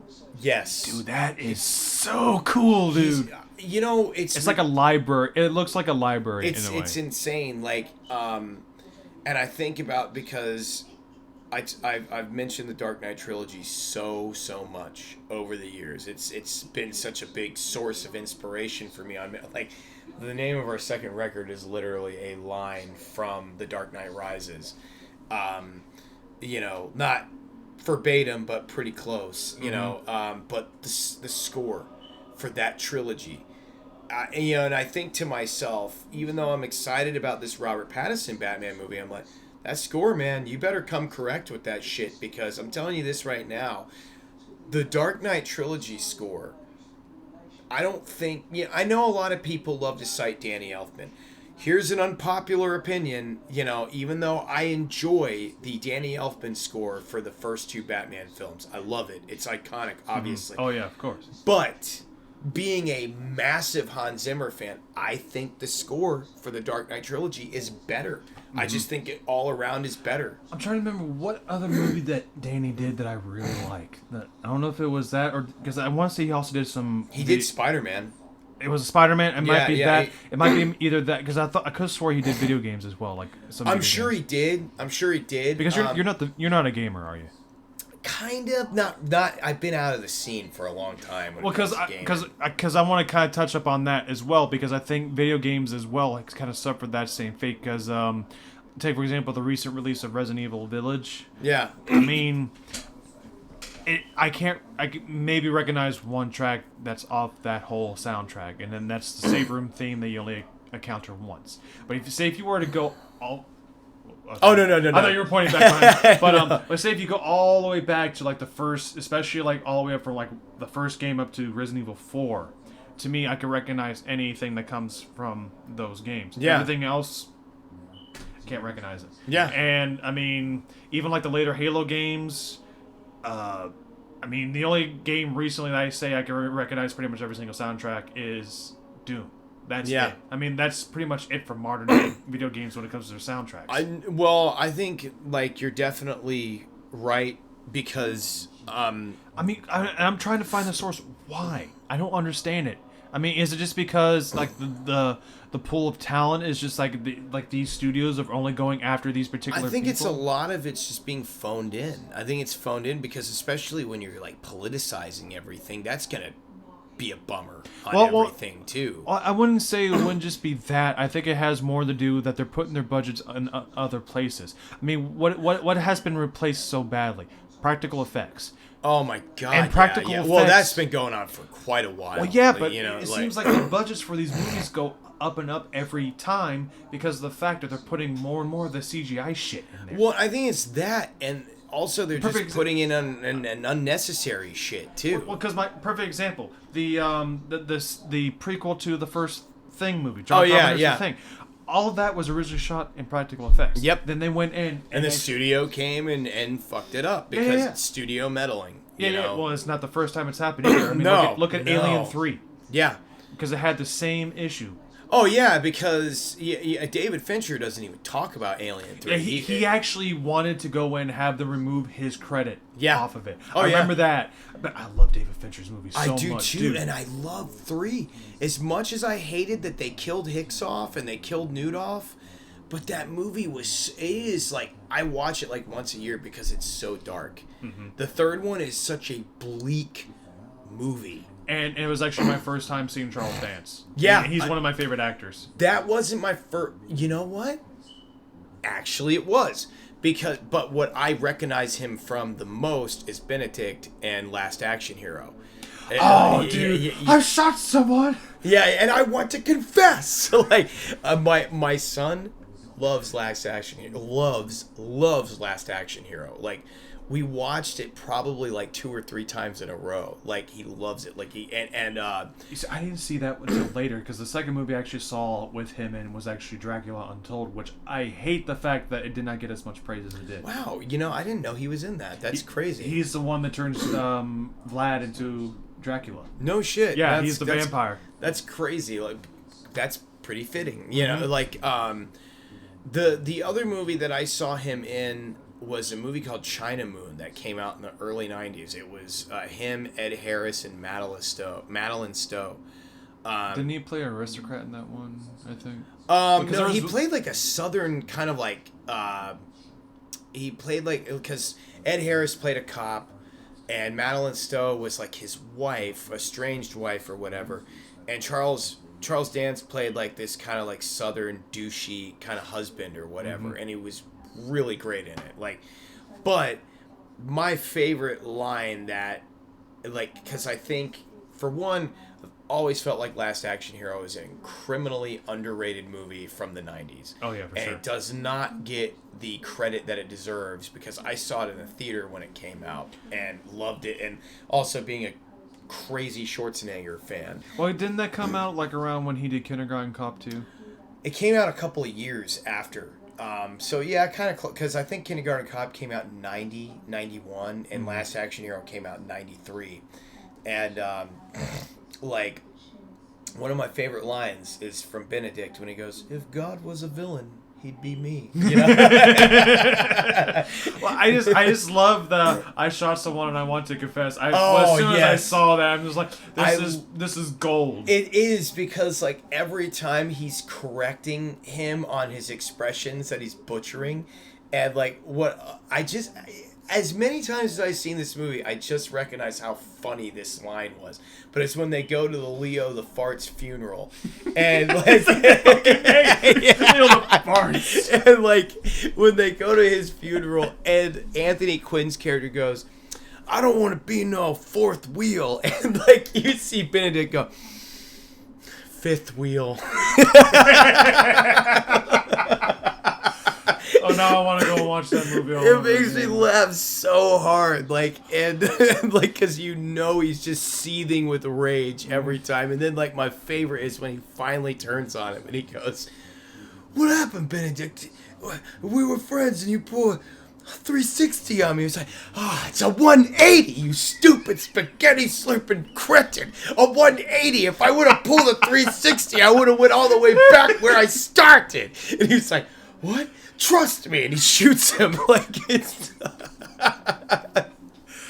Oh my god! It makes me laugh so hard. Like it never gets old. I don't understand why I didn't get as much praise as it should have, dude. Like, somebody like had a great comparison. They said it was what Scream was to horror films to what, to action movies, because they play on all the classic tropes.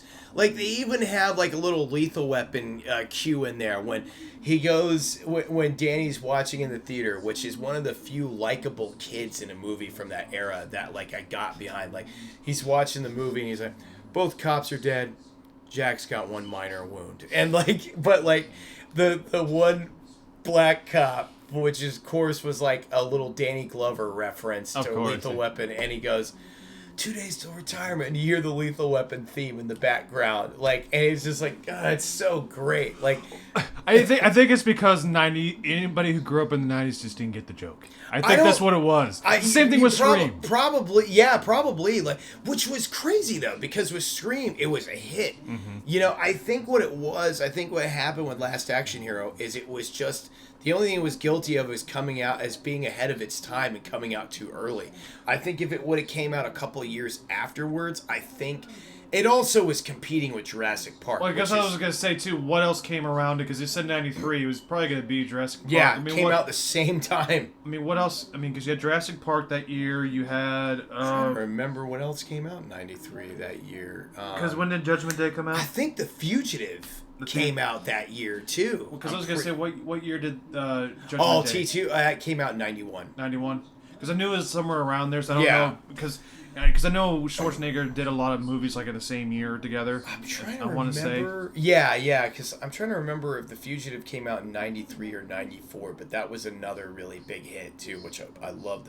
I saw that in the theater too. You know, like. I think I'm pretty much like almost a decade behind you, so I didn't get to see that in the theater. Oh, it's so great. Like, it's such a great movie. But well, we like a lot of the same movies. Yeah, though, it's just that I got to them later. Yeah, because exactly. I remember seeing The Matrix for the first time, and it was like I just was getting out of elementary middle school.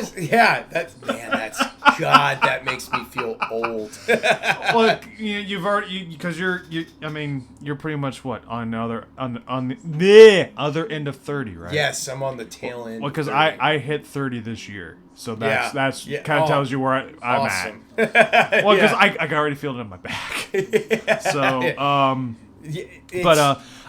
I love The Matrix, and that's the other thing too. That's another movie where it's like I can remember pretty much the majority of that particular soundtrack. See, and that's what's crazy, because that was one of the movies for me. For whatever reason, when I was a kid, I did not like it. Really? Yeah, and then when I got older, actually, I'm going to be completely honest, it wasn't until last year. I was like, you know what? Everybody keeps talking about how great this movie is. I'm going to go back and revisit it. Now I absolutely love it. Like, I don't like, and it's kind of one of those things where I'm like, fuck, how did you not like this when it came out? Like, I don't understand. Like, how did it not appeal to you then? Well, I think it, because I've experienced this similarly with myself. It's like you have to have, it has to be the right mindset. You have to be in the right mindset. Oh, for sure. Absolutely. I'm the same thing with food, music, games and stuff like that. You have to let me want to be Timing interested. Really is everything. Oh, yeah. I absolutely 100% agree. Because I will say, like, when it came to listening to Devin Townsend for the first time, it took a few listens before I actually enjoyed it. You know? I mean, I found out about him was actually through Discover Weekly on Spotify, which everyone wants to say Spotify is the demon, which with their royalty payouts, it's shit. But I've discovered so much music through. Oh, him. yeah. I mean, because that was me with Derek Green era of Sepultura. Like, because, you know, Max is such iconic to Sepultura. You know, everybody thinks of Chaos AD, Arise, and Roots and stuff like that, and even Beneath the Remains, which are great. But it wasn't until about, I want to say 4 years ago, maybe 5, I was like, you know what, fuck this. I'm just going to explore all of Derek Green's records, like, with him on there. Because he's actually now technically been Sepultura longer than Max. And I remembered I always liked the Nation record. But that was the only one that I remember that I really liked. And that was the second one. So I went and I just went in a deep dive and listened to all the Derek Green era Sepultura stuff. And I love it. I absolutely love it. Like, Machine Messiah that came out 4 years ago is really good. I haven't got around to jamming all of Quadra yet, but what I've heard is really good. I just don't like the sound of the vocals. I know. It sounds too dry. It's really dry. I understand why people don't like his vocals, but it's just something about Sepultura's music with Derek Green in it. I love it. Like, I did like how they were like during the quarantine last year, how they actually brought other musicians. Yeah, David Townsend. I saw that. The mask one. Yeah, take off your mask. Yeah, dude. Devin was hitting like strapping a lad vocal era. I'm like, dude, that's amazing. God. That's amazing. Yeah, I think that's been a lot of people's complaint about the Derek Green era of Sepultura. They don't like Derek Green's voice. Like I said, to me, like, it sounds like his voice is like too dry when he's trying to do screams. Like if he were to alter it just a little bit. His kind of sounds like a yell almost. You know, like Max. Well, Max used to sound like a yell until Roots came out, and then they started to kind of morph more into a scream, and like how Max sounds now versus pre-Roots era, but like, you know, which Max was also a really, really big influence on my voice too. But yeah, like, but I understand like why people don't like that era of Sepultura, but man, I just love it. I think it was like you're saying, it was mindset. I'm like, I'm going to go into this and I'm just going to enjoy it. I'm not going to have these preconceived notions attached to it. Because I really looked at it because I love Andreas Kisser. I think he's one of the best metal guitar players. Like, he would easily be in my top 5, top 10 favorite metal guitar players of all time. Because I do like the guitars, how they sound on most of Sepultura stuff. And Yeah. It's just like, after Max left, I just can't get behind those vocals. Yeah, and I mean, that's pretty common. You know, a lot of people feel that way. And I like what Max did with Killer Be Killed when it was a super group, because so it had both him, of those records are Troy great. Sanders, And the guy from Dillinger's Game, and the dude from Converge, Yeah. Ben something. It was the dude from the Mars Volta, but then he ended up leaving for whatever reason, and they replaced him with Ben from Converge, and which I love Converge too. But yeah, like they had. I just remember, isn't Tony Campos in Soulfly? Yeah, he was. That's where it is with Max. Yep. That's right. Yep. As soon as I remember that He's been Max was associated with so many great bands. Like, even though Soulfly lost me after their 5th record, Dark Ages, but their first 4 are solid, man. That was the band I was trying to think up of where Tony Campos Yep. was.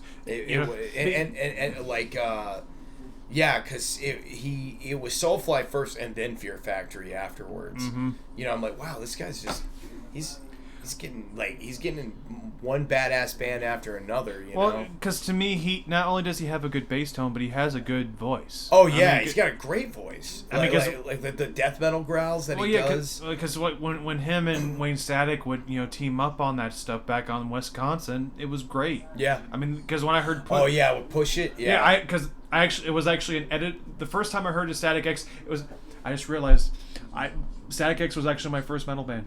Here's why. Wow. Here's why. Because you at least remember the Duke Nukem series, right? Of course, yeah. So there was a PlayStation game of Duke Nukem that came out called Land of the Babes. Yeah. And they had an edited version, which was the longer version of Push It. I just remember that it came out. I think it was in 2000, which was a year after Wisconsin Death Trip came out. I didn't know that. And I heard that, and then that was when I heard like that tone of the drums and stuff like that, and the guitar tone. And that was when my ears heard that heavy guitar tone. It was like, this is kind of like the heavy tone of Creed, but just heavier in general, like tone and all that. Just like the atmosphere. I want more of this. Yeah. That was before I could look up how to find out about bands. And my parents, what were they gonna know? They're not metalheads like me. Yeah. So it wasn't until much later when I actually got deeper into it. Oh yeah. I mean, but that's interesting. That's it's really the fact interesting. that of all bands too, you don't hear that very often either. Yeah. Like, the first song I ever heard from him was "Bled for Days," and it was on the Bride of Chucky soundtrack. Mm-hmm. And I was like, man, this is fucking badass, because I always remember that riff. Dun dun dun dun dun dun dun dun. I was like, man, that's a sick fucking riff. And but yeah, and Tony Campos' vocals, like just his death metal growls alone, are killer. I mean, because if I wanted to create my own group with other like musicians, it would be Tony Campos on bass and doing backing vocals, Gene Hoglan on drums. Yeah, I'd like to have maybe either have Devin or Bill Kelleher as rhythm guitar player. It's funny because I love that you're talking about something that I haven't thought about in a really long time. Like, as far as like, if I could form a group with the ideal musicians that I'd want to jam with, and the only reason why I don't say James Hetfield first is just because of the fact, I mean, like if we're going by like age of where they're at now, it's just what I would try to do. Is like Bill, I just know Bill could still do it. So, nothing against James, because I would love to at least jam with James for like a little, like if it was just for like a song, I would love to jam. Yeah, of course. So, I think, if I was to do a super group and I got to pick all the musicians, I'd probably have I would either have Andals or Raymond from Fear Factory, or Andals from Chimera, because I got a bad habit of just saying the names, and and I know, but people that are listening don't. You know what? No, I'm sorry. I'm sorry, Bill. But the more I think about it, like how I was kind of saying before, I just like Rob Arnold's way of writing riffs. I think it's funny. That would be mine too. Yeah, like yeah. It would be Rob from Chimera, and this one sounds crazy, but Dino. I mean, not crazy in the aspect that, like, I mean, just those two together, be like, man, how amazing would that be? Like, both of them playing guitar and writing, like, having the, like, writing duties split between those two would be, oh my god, dude. Like, if not Dino, another one would be Steve Swanson that used to be in 6 Feet Under. Like, his riffing, his writing. He's one of my favorite metal guitar players. I think he's, like, really underrated. Was he the one before Rob came in? Yep, he was the one. Like, he was in that last lineup. Because him and Chris Barnes were the original members left of 6 Feet Under when when Undead came out. Because I remember you had Rob came in, then Ola came right behind him. Yeah, Ole came in. I think he's the one that replaced Steve Swanson. I'm pretty sure. But Steve Swanson, oh my god, like, you listen to stuff like off Bringer of Blood, and just when you listen to his riffs, you're like, damn, this guy's got a killer tone. Mm-hmm. Killer tone, just great writing style. Like, it would either be, you know what? Sorry, Dino, for this one in particular, it would be probably Rob and Steve Swanson playing guitar. And that would be a killer setup. You know, like, and then for bass, man, you know what? Rex from Pantera. You know, like, all right, I could dig that. I see. That's the thing I've been realizing recently, because I've been going, playing bass for the Delphic stuff, and then going back and re-editing it. Bass players don't get enough credit like they should. No, they don't. They don't. Like, because I've always, like, Machine Head's original bass player, Adam Deuce, I've always thought he was amazing. I maybe even Adam Deuce, it would be between him or Rex for bass, but for drums, probably, because, like, I like to try to keep every band member different, so, like, they're not in the same bands or anything like that. Right, so it doesn't create, like, a power structure. Yeah, like, so, I can't do Andals if I have Rob. Mm-hmm. So, probably Raymond from Fear Factory. Raymond? You know, like that would be my lineup. Like, that is, like, one record with those guys. Make it happen, Just letting you guys know. Yeah, hey, Rob, if you ever want to do that collaboration, man, I greatly appreciate it. I mean, I'm getting my chops together, man. I'm ready. And I mean, because I think, not to, like, be narcissistic here, but I think I'm finally in a spot where if I were to collaborate with someone on that caliber, I think I could at least try to keep up this. That's the right attitude to have. I think, like, I would try not to think about being intimidated too much, like, I would just go and be like, no, fuck it, just treat it like everything else that you've done. That's the reason why. That's pretty much where I've gotten that too, just with being able to hang out with a lot of these guys and getting their 2 cents. I mean, just being able to have that interaction with the guys at Threat Signal, thanks to our buddy Christian. I mean, that little bit of time where it was face to face with Travis Montgomery, who's the main guitarist for Threat Signal, who is now Kill the Lights. Yeah. With, I think I want to say Kill the Lights has some of the guys from. Hang on, I gotta look this up because I want to say it's Kill Switch, but I'm not entirely sure, so I want to double check on that. Kill the Lights. Which, have you heard any of that stuff yet for Kill the Lights? I don't think I have. Dude, it's great. But I would definitely love to, for sure. Like, you heard the new Killer Be Killed, haven't you? No, I haven't. Oh, it's so good. It's so good. Like, I was listening to that record a lot when it came out. Like, it's really, really good. I'm trying to think, like, another oh my god, this is gonna drive me nuts. I'm thinking of Was it my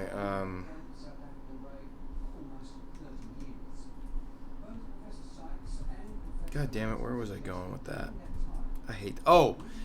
I have to do this just because I don't want to forget. I was talking about Moshville Radio, and I think that we're going to be doing some great stuff, and we have some new members that we're going to announce eventually. I want to wait to make it official, but it's unofficially official. But I want to thank Mark Shelley, Ricky Fleming. You may make sure that I got his last name right. Yeah, Ricky Fleming, Bracken, Sean Frankenbeans, yeah, Bracken Hack, all the dudes with Moshville, Rick, Lee, all, like, everybody. I'm super proud and super excited to be a part of this team, and I'm super excited to be bringing more, and I can't forget Malia either. And I also want to give a special thanks to Sarah Jacobs from Alloy Radio, and also Sarah's Diary of Metal for making this happen as well. And introducing me and interviewing me on my birthday of all things. Yeah, that was cool. The fact that it was on your birthday, man. Yeah, quite the birthday present to have, right? It was crazy because, Mark had just said to me that, like, you have the proper metal knowledge, and I'll never forget that. Like, and I basically officially joined the next day. Like, they asked me. It didn't take me very long. I technically said yes then. But it was official, on the next day, and it was awesome. We did a team meeting and stuff like that, and it was like, wow, this feels really official, like this is awesome, like, because it's like, well, hey, if you can't be a touring musician, what other better way to be involved in music than being a DJ and also being like a co-host and a podcaster and creating content and doing this, because literally just heavy music is one of those topics I just can't get sick of talking about. Hell yeah. Like, even being involved with it and making records and stuff like that. It's just, it doesn't have that same effect on me that movies. Movies, I used to be that passionate about movies. I think over the last 5 or 6 years, I just don't have that same passion. I come in there, any film that I've done, I still give it 100%. I still come in there, guns a-blazing and give it everything that I have. Because that was the one thing I've never known much about you is the, what was the movie called? King James? Yeah, King James. Well, I mean, because I actually never got to see it, and I didn't know too much about it. It's good. So, I have them here. I can lend them to you. yeah, that'd be cool. I'd like to check it out. I mean, how did that come out to be? Is that you were just kind of sticking your hands out, saying, "Hey, I'm an actor trying"? No, it was just I've been working with We Massacre for so long, and it was finally like a film that I really, really wanted to do, and it was a character that I really wanted to play, and it gave me a chance to kind of take a break from the Sheriff Ringo character that I'd played in what we call the Creakers trilogy, and I'm proud of those films too, but but King James was really that film and that project that I wanted to make and the role that I wanted to play, and and it's crazy because for whatever reason, almost every time I did a film with We Massacre, I was going through some crazy personal turmoil in my life, and it's like, can I make a film and be a character in a movie where not shitty things are going on? Where it's can I just play that? You're not living the character, right? Yeah, exactly. And it was just that always kind of seemed to be the case, but it was but from what I'm told, it's but I think that's what gives those performances the extra edge that it has. And all right, well, I'm glad that it wasn't completely in vain, but it's still, man, I think that's I gotta take a break from movies for a long time. well, that was kind of like me when I was trying the acting thing. It was I would always go to these things, and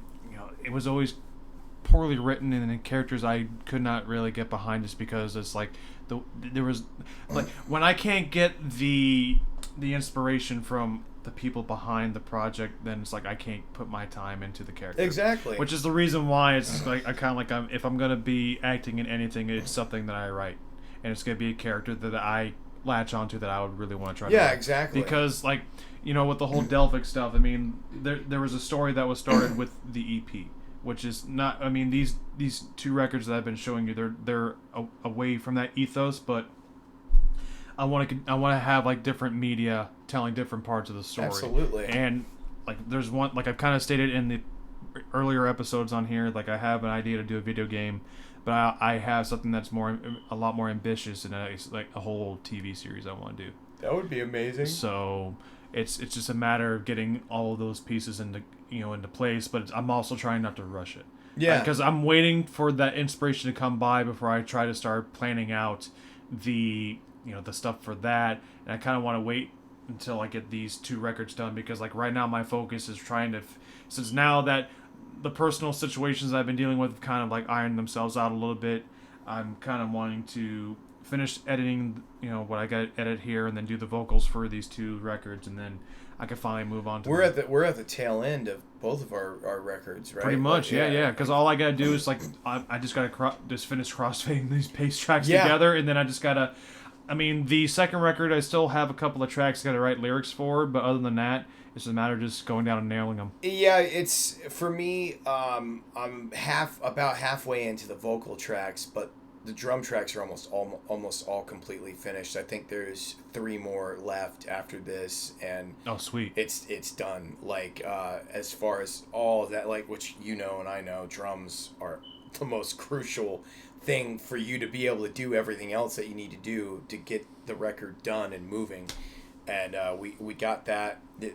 We're almost done with that, which I'm really excited about, and we're definitely aiming for like September, October release of this year, because this record is going to slay. Like I can't wait until people hear it, and I think it's cool because with the stuff that you're doing with Delphic and stuff and it's also going to be kind of cool because once we get that finished, we can start really like focusing on VOV, like once, because I don't like doing things at the same time anymore, because I feel like one of those things suffer or both suffer. Yeah, exactly. Yeah, because like you don't. Yeah, that's true too. Because I don't feel like you can put the same amount of effort into it as you'd like to. I mean, and not everybody can be fucking Phil Anselmo. Like that guy's like a machine when it comes to music. But yeah, it's just like I want to be able to put my full focus into this, and like and put out like, which yeah, we're gonna do a fucking. We're gonna do a full length with this too, which I'm excited about. Which, yeah, I was wholeheartedly hoping that we would be able to do that for a full length, because it's just I get that much excitement every time we're in the same room. Yeah, and it's interesting because you would think I'd be like, fuck, doing another full length album, just do an EP, but I can't. No matter how much of a pain in the ass, there's something addicting. I think maybe it's the accolade and the experience. And it was just the learning, yeah, the learning that you actually get from that. Because I'm always constantly writing. It's like I'm already bored of doing these 2 records. I'm ready to move on to the next one. Yeah, my brain's already screaming to write more, and that's why I've been trying to tell myself, no, you got to be patient, because I want to wait until we're in the same. I have to do the same thing with myself, because I feel like I do get ahead of myself like a lot, and it's like just focus on this right now. Just think about Burial right now. Like, because I'll sit there and I'll think, and I'll be jamming out. I'll start like I'll start envisioning like VOV and stuff like that. I'm like, stop, wait, just wait. I know you're excited. Just calm down, dude. Like. Well, because like I'm already, because like I'll be at work and I'm already getting these riffs that pop in my head, which. For people listening, you get to hear how one way that I actually write music. Let's see if I can find one that's actually not that one. No, not that. No. No. That's just me going. Oh, here. I think it's a.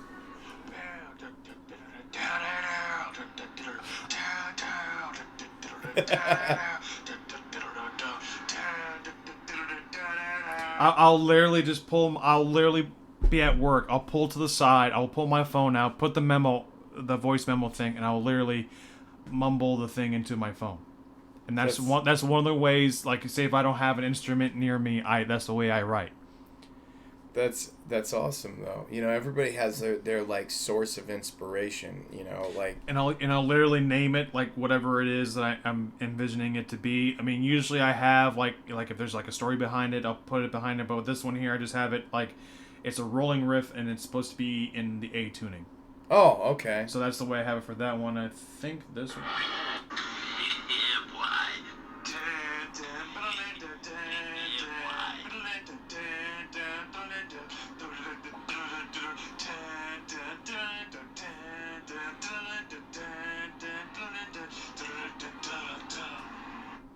Nice. Yeah, that I mean, because to me, it's like when you hear it that way, it's just like that sounds weird, dude.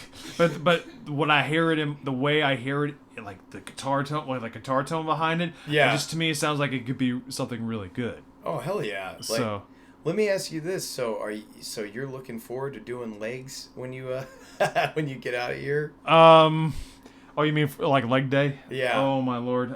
Usually not, but it's something because I've already done core. And I've already done my upper body. Yeah. So, because the way I'm trying to help solidify, doing things on a consistent basis, I'm trying to build a structure. Oh, yeah. So, and just trying doing this, in this YouTube thing and, the Instagram stuff and all that, which is kind of the reason why I'm choosing to dial back the YouTube stuff. Yeah. Because the fact trying to post something on Instagram every single day, which I've kind of been slacking on that. Then also try to plan out 2 videos for the week, which is like a Tuesday and Thursday release, and also doing the podcast. Then also have to take care of the shit at home. Yeah, because I literally experienced a burnout this past week. Oh, yeah, just dealing with all the personal stuff. For sure. I mean, because like my parents' health comes first before anything. Yeah, absolutely. So, having to take care of them. Well, I showed you my regiment. Yeah. You know, like that's what I do 3 days out of the week when I'm doing just weight training, because I'm literally working almost every part of my body when I do it for an hour, and which I'm doing that. That's why I'm doing only stretching tonight. Well, I've learned that it seems to work better because the way I do it, you keep yourself from doing the same thing over and over again. Yeah. And you could target certain parts of the body so that way you could give the other parts a rest. Yeah. So, like, for example, all the upper body stuff I did, which was 2 days ago, I only focused up on here, and I would do working on different parts. Like, if I'm working just on my bicep, working on my tricep, or just like up in my shoulder area, or on the bottom part near the armpit area. I'm always working every single muscle, but separately, and I'll slowly go up and down. Up all the way down to where the last muscle before you reach like the other part of your body, your core. Oh yeah, of course. So, and that's pretty much what I'm gonna do today with the leg day. First, I'll start with a jog on the treadmill, and then I'll work with leg presses. Legs, I'm still trying to figure out what I want to do with it, just to be able to work, on the particular muscles. But everything else I pretty much have down pat. With the core, I'm doing sit-ups. I gotta send you the DDP yoga video where he's doing the wake up, which that's what I do for stretches. Okay. And it's supposed to be like you're laying in your bed at first, and then you get out of bed eventually. But I just do it on the floor. But it really helps like wake up your muscles. And that's, even though like I'm only utilizing the stretching aspect of it, because I'm not actually doing a workout afterwards, because from what I've been told, it's good to have one day out of the week where you're just working on stretching and waking up the muscles in your body. Because even though you're not going in there to do like a full throttle workout, but it's good to do that with your body to give it some kind of rest before or like before you go in the next day to hit it hard. Mm-hmm. And that's basically like I got one day out of the week where I do stretches, And well, actually, I do them almost every day, even before my my weight training days, and then I do the other ones that I do is I'm just waiting for the chair to just. I know, I'm gonna die. But anyway, I'm sorry. But it's okay. It's expected at this point. But like, but yeah, I'm definitely trying to break it up too, like, because I was doing 6 days, but I'm like, I need to do 5 days. 6 days, like, it's good to do 6 days, but I'm not trying to be a bodybuilder. I just want to be fit, and 5 days is plenty, and I need to give myself. You're looking good. You're looking a lot better. Thank you. Yeah. Because I look like shit the last time you saw me. I was fucking like a marshmallow. Yeah. I remember. Yeah. But also, it's just like I said, we were in the right mindset. No. So, and like with me, I'm still making the mistakes. It's also the fact that, you know, with Mom in her current situation, she has to figure out her diet now. So yeah. So that's gonna be. Well, it'll be good because you guys can like navigate through it together. You know, which is kind of a good thing. You know, it gives you a chance to kind of like, oh, okay, fucking chair. I thought you were like, I didn't notice, but then. But you know, like you guys can like work on it together. You know, which is even better because okay.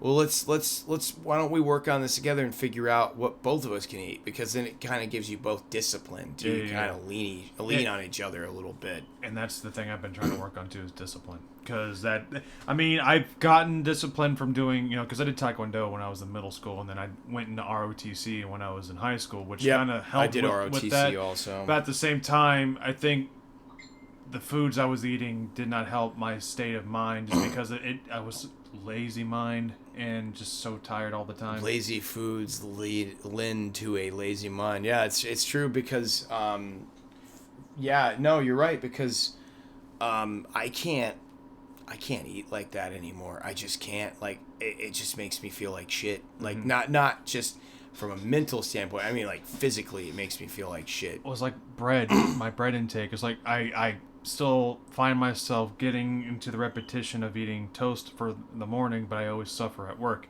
Like either I'll just have a huge crash where I get tired, and then I can't wait for lunch to come around so I can eat something else other than that. I know that sucks too, because I love toast. Oh, dude, well, that's my go-to for breakfast, dude. Because it's so easy. Just butter, and you know, especially when it's melted. Well, I do peanut butter and jelly. Really? Yeah. Oh wow. Well, because that was the way I was raised to have. You know, because my mom would always make it because it was so simple to make. Because all you gotta do is just put it in the toaster, wait for it to pop up, slab the peanut butter and jelly, cut it down, you're good to go. It was always butter for me, which is like terrible. Like, I mean, the thing is, I'm not a. Oh god damn. that throat's like. But what was I gonna say? Butter to me, I'm not a big butter person on its own. It has to serve a purpose, and for me, with butter, it's mostly there to add fat content. Like if you're making like a lean steak, you want to have some of that fat in there. Oh yeah. You know? So pancakes. See, here's the thing: pancakes have been ruined for me. Really? Yes, because what it was back in the day when I was in elementary school, Dad would always get McDonald's breakfast every Sunday, and it was Saturday because he drove a truck. For R&L Carriers for the longest time. He's no longer driving there anymore. But pretty much what would happen is he would come home and he'd be the easiest thing to get. And it's like it's breakfast time, so might as well get breakfast. So the first couple of times the pancakes were all right, but then it just got to the point where it's just like, this is getting old. I think I can change your mind on that. You know why? Because it's McDonald's pancakes. The best. I know Mark and Ricky and all of them are going to laugh about this because I've been obsessing about it for like the last 2 weeks. But every time we talk about food or whatever, Cracker Barrel's pancakes are amazing. They are the best pancakes I've ever had in my life. You see, I go for the French toast. The French toast is great. Oh my God. When we do a celebratory thing, I told him, because Mark says next year or two he's going to come down and visit, and we're going to do something Moshville related here and celebrate. Okay. And I told him, if I'm going to be the designated driver, you got to buy me pancakes at Cracker Barrel. Yeah, you got it. If I'm the DD, you gotta buy me pancakes. Blueberry. See, my dad's the big blueberry pancake guy. Yeah, I am too. I but- get it. I understand where he's coming from. Like, but when you go to Cracker Barrel, I think you'll be like, holy shit. This is because waffles was like that for me for a Really? long time. Yeah, I like waffles was ruined for me for a long time. Until of all places, I went to Waffle House. And You see, their my dad calls it Awful House. yeah, I used to But call you see, it here's that the too. thing. When it's 2:00 in the morning and you and your buddy are shit faced drunk, what is the one place you're There's gonna end up nothing going? wrong with it. Waffle House is we ended up at the Waffle House down the road for where he was living at the time. We didn't have breakfast. I had a cheeseburger, and that cheeseburger was actually good. Oh yeah, Dude. I think their food is a little underrated. Like, and their chili. Oh my god, their fucking chili's so Really? good. Yeah, it's. I think it's called Burt's Chili, and I found out from Steve Austin of all people. I was listening to his podcast. He's like, "Let me tell you something, son. That damn Burt's Chili, best damn chili I had." You know, like- Dude, you were spot on, Steve Austin, dude. Fuck. You know, and so then like after I heard that, I'm like, well shit, I'm gonna try some of that fucking chili. And like me and my cousin, we went out Ace, we went out there, and I'm like, dude, fucking A, is he right, dude? This chili's amazing. Like I think I had like two bowls of it. Like it was so good. Like You see, the recipe we use is Carol Shelby's, like the guy who made the oh Shelby. yeah, Cobra. yeah. Dude, that is the best chili I have ever had. Dude. I am a chili like fanatic. Like, and And it took me the longest time. It wasn't until we were hanging out at Mike's place. That's right. and he Of all made it. places, yeah. Dude, because it's like, you know what? I'm hungry. You know what? I'm actually in the mood to try something new, so Yeah. I'm gonna try. And I'm like, this Yeah. is kind of cold, but this is still good. And then I told my mom, next time you make chili, I want to have some. She's Yeah. like, okay. And that was when that was like solidified because she uses Carol Shelby's recipe. Yeah. And oh my god, It's amazing. Put some shredded Ford cheese in there, and then and some sour yes. cream. Freaking best! Oh my god, it's so good because like It's making my mouth water. Actually, I know, right? Like I can't eat. The omelet, dude. You just had the omelet, Like which that actually smelled good. oh, it's amazing. She makes good omelets. Yeah. Well, what was it? Because with chili, it's great when you're on a diet too, because chili's really not bad for you. Yeah, you know? yeah. Because what is it? I mean, you get the ground beef. Yeah. You're gonna As have long as you get like lean beef, you know. Yeah, which most of the time the stuff you get, like say like ground chuck, it's like I think it's like 80% lean, 20% fat. Yeah. So that's really good. Then you have the chili mix. You put it in there. You're gonna have some kidney beans. You know, as long as it's, Yep. I think if you just get regular kidney beans, not seasoned, it's not adding We actually too much. put black beans in ours too, which Really? is really good. Yeah. It's It's really, something really to try. I mean, I like kidney beans, so that's Yeah. usually Oh, what I yeah. go for it. And then I think the most of the calories and anything else you're getting is going to come from the sour cream and the cheese. good. Yeah. And they also say though the healthiest cheese though is sharp cheddar. That like they said that's like because I'm never parting with cheese. It's never gonna happen. Yeah, it's I will fight somebody for that. Like it's like I grew look, up on mac and you cheese. took the sandwiches from me, fine. You take the salami from me, fine. You know, you take the processed regular meat. pork, you know, the regular pork pepperoni from me, I can take it. You will not take away my fucking cheese. It's not gonna happen. Like that's the one thing. Like I will work extra hard just so I can keep that in my diet. You know, like like I'm gonna have that fucking pizza, damn it. yeah, and that's my kryptonite right there. It is pizza. Like you know, like And the fact work decided to bring Jet's Pizza to work. I know because my job does it too. Like, But they'll be because like- we've been having so many days where we're there till 4:00 in the fucking morning. Yeah. So this is why like the company I work for is the fact that they actually want to take care of their fucking associates. Yeah. Which I appreciate to no end. And the people who do listen, who are coworkers there, you understand that, okay? Yeah. But yeah, because Jet's Pizza, I mean that's authentic. it is very Detroit good. style pizza. Because when I worked at Regal, and they used to get it, and it's, oh my god, it's so good. When you posted that picture of it, my mouth was watering, like. Because like, they're I fucking hate you right now. I'm so like, sorry, but at the same time, it's like you got it. For one thing, it's for the gram. Yeah. And two, yeah, I'm doing it for the gram. Remember when we said we were doing it for the Vine? Oh Yeah. God, damn it! Oh my god, yeah. Sorry, Mom, I didn't mean that. Let that slip. I'm sorry. But what was I gonna say? Oh, we're talking about Jet's Pizza. Yeah, talking about Jet's Pizza, and it's their supreme pizza, where as long as you take the mushrooms off, oh my god. I might cheat with pizza tomorrow, man. Like, that sounds so good. Well, how do you work your cheat days in? Well, sometimes I do it like every other week. It just depends on how I feel, like if I've done enough to like earn it, you know?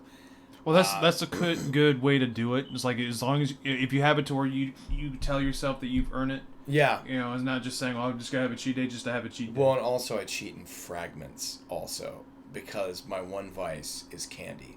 Oh, really? Yeah, that's the one that I'm working on eliminating. And you see, it was my mom's sweet tooth that actually got me more into chocolate, because I used to not really eat chocolate at all. I think I can relate with you on that, because even when it came to candy, it was more fruit based for a long time. Yeah, because I love strawberries. Yeah, I'll eat strawberries too. too. Oh my God, I'm blue yeah, in the me face. too. Well, technically red in the face at that point, but yeah. But that and blueberries later on, and those are the two fruits I usually go for. But anything Pineapple for me too.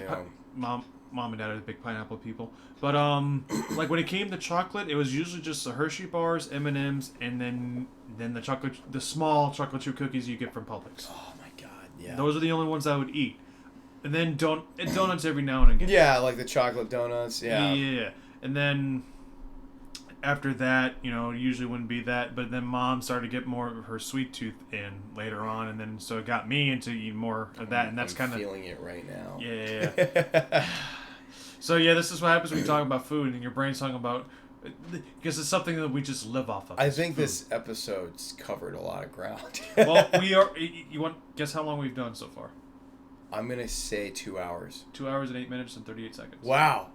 Well, because we touched base on the thing that I had this podcast here for, which was all the music parts, which we touched on that. So that we were pretty much free balling from here on in. Yeah, absolutely. It's our Joe Rogan experience. Yeah, pretty much. But this is what I like, and this is the reason why I want to start having people on here, because it's so much easier for me just to be able to get through all of this. I think it'll be great, because it'll free you up for something else too, like get you kind of like free flowing for other things. I'm purposely being vague, but he knows what I'm talking about. Yeah. Like, but I'm also want to get some of my buddies on here to hear their stories about how they got into music and stuff like that. Well, that's what's fun. I mean, I think that's what you should do when you're doing a podcast, is you should have people that you're familiar with, that and have conversations with them about things that you're equally passionate about and stuff like that. I think that's super important, because also when people hear you having a conversation about something you're passionate about, naturally those people are going to be engaged. Yeah, unless sure. it's somebody that sounds like fucking Ben Stein, like.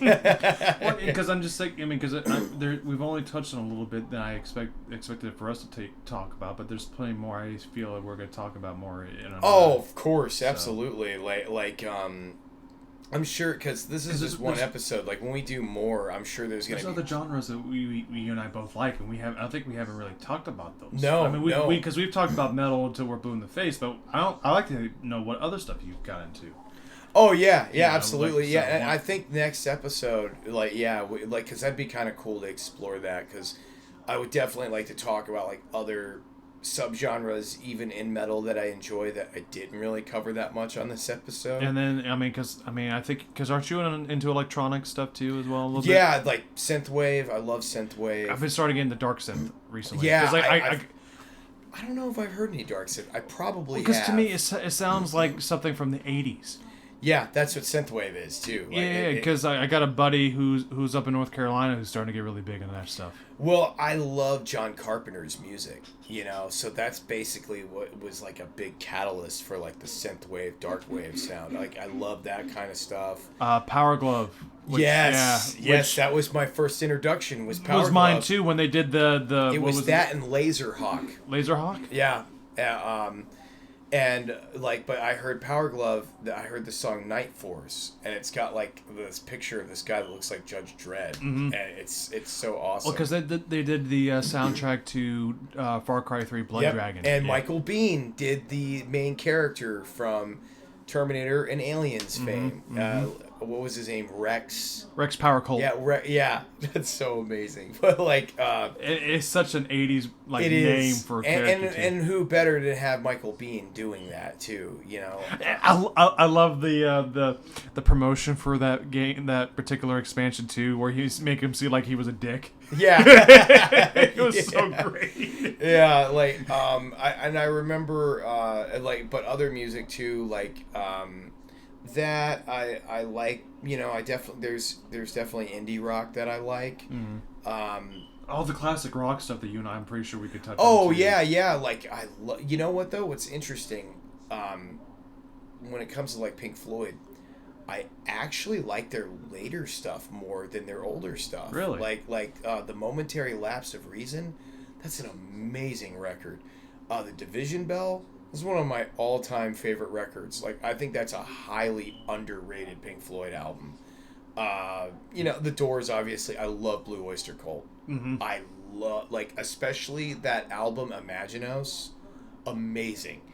I mean, everyone's heard Don't Fear the Reaper. Exactly. To me, it's like, well, I get teary-eyed at the end of the song just because of the atmosphere of it. Yeah. And the lyrics behind it. Oh, man. Oh, yeah, of course. And then, like, with and then, with metal, obviously, besides, like, because I think we mostly kind of talk more about thrash, groove metal, and metalcore, if anything, but... And we didn't touch any of the new metal stuff. Yeah, we didn't touch on new metal. We didn't...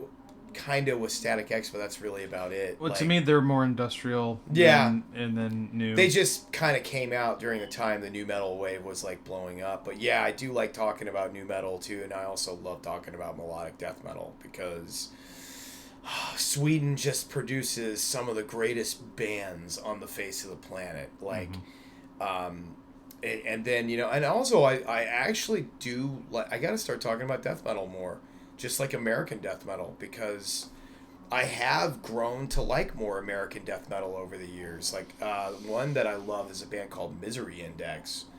It was Kevin Talley was in that band for a brief period of time, and it was kind of like when you find out because he played drums for Chimera's self-titled album. So I kind of wanted to find out. Like, well, let me check out some of the other bands that he's been in. And I'd heard he'd been in a lot of death metal bands.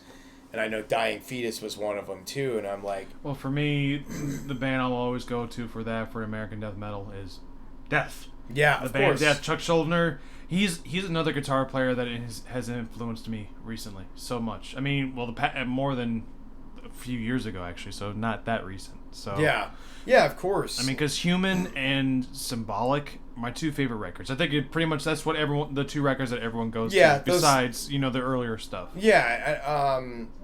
As far as like, I'm weird though when it comes to death metal because especially when it comes to Morbid Angel. Oftentimes we don't agree. Like with a lot of people that I've talked to with Morbid Angel, like. Because a lot of people like the early David Vincent stuff.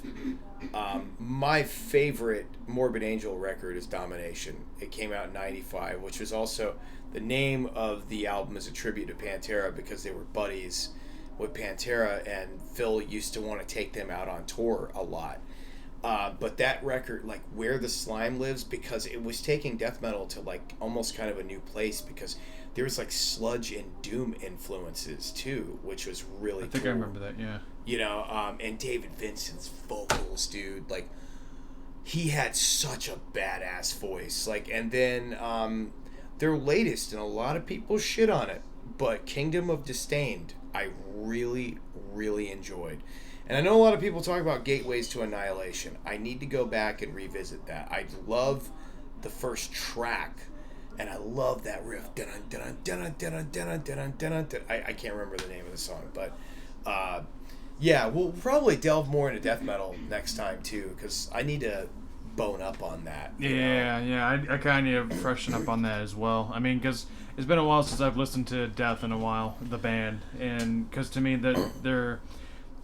there's a few bands I want to explore too. Like I've been hearing people talk about Dying Fetus for so long, and I've only heard like a couple of songs, but everybody talks about like Dying Fetus is like amazing. So I'm gonna check them out. And Gate Creeper is amazing.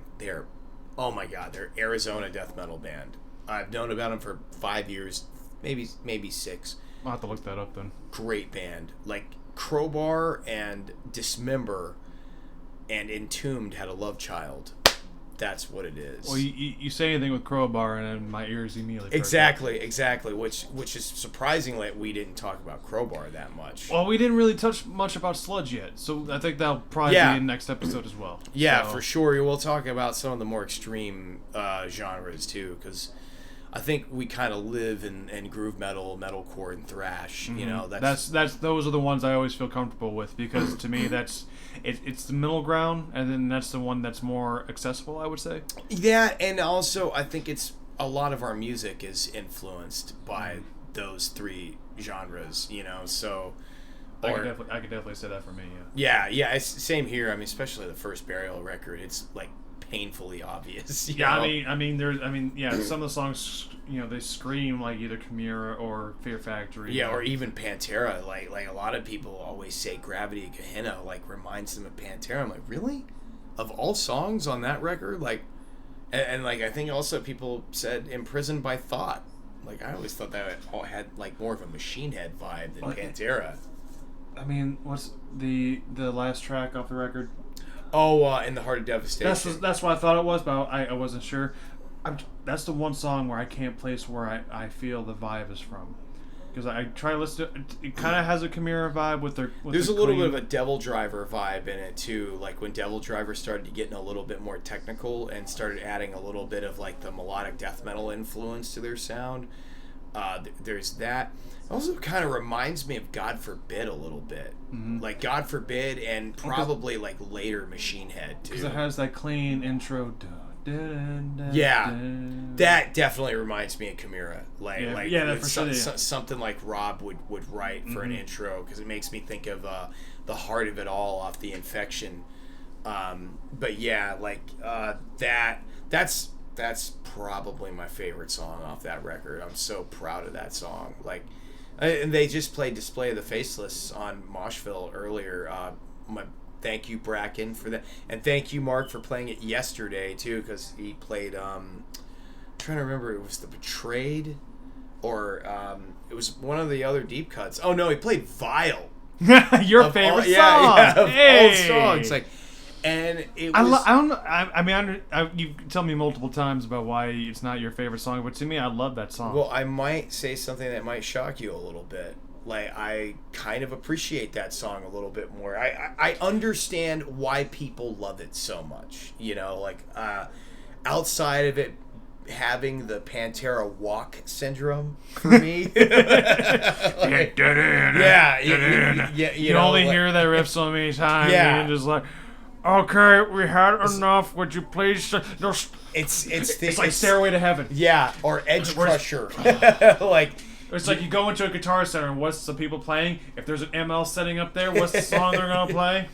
Now there's 50-50 chance it's gonna be Cowboys from Hell or Walk. Yes, exactly. Like, and I feel like it same goes with Edge Crusher for Fear Factory too. I've heard Edge Crusher so many times. I think it is the most overrated song off Obsolete. Like, in comparison to Shock and like Freedom of Fire or Securitron or High Tech Hate or even like Descent and Resurrection and stuff like that, it to me it doesn't even compare. Or like Smash or Devour, you know, like I just named almost half the. Well, because it's weird too for me, because like I've been playing more Schecters recently and it's the super strap body, so I still prefer the single cuts and the Explorer bodies. But every time I pick one of the super strap bodies, I just, because I guess it's because Rob plays super strat style bodies, Yeah. so I just immediately want to tune it down to drop C and just start playing this stuff. Yeah. I think Schecter's calling your name. I think that's going to be your It's next starting guitar. it's starting to get that way because they have a decent amount of different body shapes, and they do have a Explorer-esque body shape that That should be your first 7-string. Well, they have Schecter. they have a Destroyer, which is all it's. That's like Jeff Loomis, isn't it? No, his is a different one. Oh shit. Who else plays 7-string Schecter? But well, not a Explorer body. That's what I meant. I know he plays a 7-string, but I don't know. It's not an Explorer body. Which it's called the E1. I think is what they call it because of copyright reasons. Yeah, because the other thing too is like, I mean, as much as I love my Deans, it's like, say if I want to get one replaced, you can't usually find them in guitar shops. Yeah. What can you find in most guitar shops? You could find a Schecter easy. Oh yeah, of course, So- of course. Like, well, yeah, and I just feel like it's gonna make a nice addition to your collection. Like getting a Schecter. Like, it's so weird. Like, I'm not a guitar player, but I get excited for other guitar players and what guitars they get and what gear they get. It's crazy. Like, Well, because there was this one I played. I did not like the neck, but the navy blue finish was godlike. yeah. Because I'm all about anything blue or silver. Give me and it's the same way with cars. That's what you need right there. You need a blue 7-string Schecter. That would be sick. But the thing is that because I checked out the custom shop and the bodies they offer. They don't do the Explorer body, which makes me sad. Oh damn, that sucks. Yeah, they'll do the single cut and the telly style, but they won't do that. I mean, you know what? Though, you'll find a way to make it work. Yeah, You know, I'll just go up Schecter's ass and say, hey, please make this for me. Please make this for me. Please make this yeah, for me. persistence. Yeah, like, well, outside of like, is there any other guitar brand that you've been thinking about getting, like ESP or ESP anything? has been one just because of the fact that, I mean, That's actually surprising. That's not one that you've gotten already. because my thing is the other reason why I was attracted to Dean is that they're the way they build their guitars, they're versatile. Like I like to do multiple different sounds, so they built it to where it's like a slightly warmer sound. And I don't know how to explain it, but I could easily go from rock to heavy metal just in one guitar. Oh yeah, of course. Because I could do that with the Stealth. I could easily do that with the Select version, which is that Ocean Burst color. Yeah. Thoroughbred. And I can easily transition between different genres. With the ESP, Oh, that makes sense. They're built. They're built for pretty much one thing, and that's heavy metal. Yeah. I mean, except for one guitar, because a mutual buddy of ours from the band Coming Home, his particular LTD has a really good blues tone. Oh yeah. Which is a very unique, which blew my mind when I first heard him play it on stage. Yeah. So, I don't know. I think most people though, LTD is like infamous for being like a metal guitar brand. Because like Jackson. I would go straight for either their Snakebite, which is James Hetfield's model, or the EX. My issue with the EX, it sticks out way too much in a way. Rob's model is amazing. Yeah, the RA. Yeah. Yeah, but my whole thing is I like super strats. They're starting to grow on me, but live wise, they're not my thing yet. Yeah. I'm always gonna be an Explorer guy because Sammy Hagar and James Hetfield, the two guys who've always played him. There's a LTD version of the Explorer. The EX. EX. Okay. Yeah, that's what I thought. Like I said, my only issue is that especially the arm that sticks out closer towards the body, it sticks out more. Like it's a little wider angle, more obtuse. Whereas like most other people, they have it to where it's still similar to the regular Explorer, but they have their own little cuts or something like that. That's kind of the reason why I'm looking more at Schecter. And I think Schecter, it's a little bit more versatile than LTD. Not as much as Dean, but it's still there. So I said, I think Schecter should be your next. Because it's either going to be prospect. It's either going to be those, or it's going to be the other one. The other one I was thinking about was Framus. Framus Guitars, which is what the company that Devin Townsend is with. Oh yeah, okay. The only issue with them is that they're so expensive because the amount of import tax you pay. Well, I heard about that, and I also heard about comparison guitars, and I know Soilwork uses comparison. I know Killswitch uses comparison. Oh, that's right. Yeah, Dino uses Ormsby. That's what I was wondering. What his guitar brand was, because he's not with Ibanez anymore. I don't like the neck for comparisons are too thin for me. They're like Really? they're like an Ibanez neck. Christian's got a comparison guitar, doesn't No, he? he has Ibanez. Oh, really? Yeah, That's yeah. all he has. Yep. He has a 6 and a 7 string. Of course. Well, Christian has got me into. He's basically the reason why I became such a massive Crowbar fan. The moment I heard Sonic Access in its purest form, it blew my mind. The other company that I do flirt with is Aristides, but it's just the fact that they only have a couple of body shapes because they're very particular with the stuff they use. So they only use certain body shapes right now just because of how expensive it would be to try to change it. Yeah. So they do have a double cutaway PRS-esque body shape and a telly body. Those would be the only two I'd be interested in. But at the same time, it's like the body is it's way too light for me. I like a heavy, substantial guitar. Oh yeah, of course. Which is why I like my Thoroughbred Stealth. Because it has that Les Paul weight. It's a pretty guitar too. It's just that black matte finish. Yeah, I know. I love it. And dude, now, like, if I were to go play it live now, it has no problems. As soon as I got the soldering taken care of, it runs like a beauty. Oh yeah. And as much as that, I want to go back to the passive Seymour Duncan sound. Those Fishmen sound great. Oh yeah, So. yeah, absolutely. It sounds amazing. Like I've always loved the tone that you got out of that too. Mm-hmm. And I have to remember this too before I forget. Also, We Massacre is putting out a brand new film, which is Please Do Not Disturb, which will be coming out in August. I'm getting ripped for the premiere. Yeah, I'm lifting up for that. Yeah.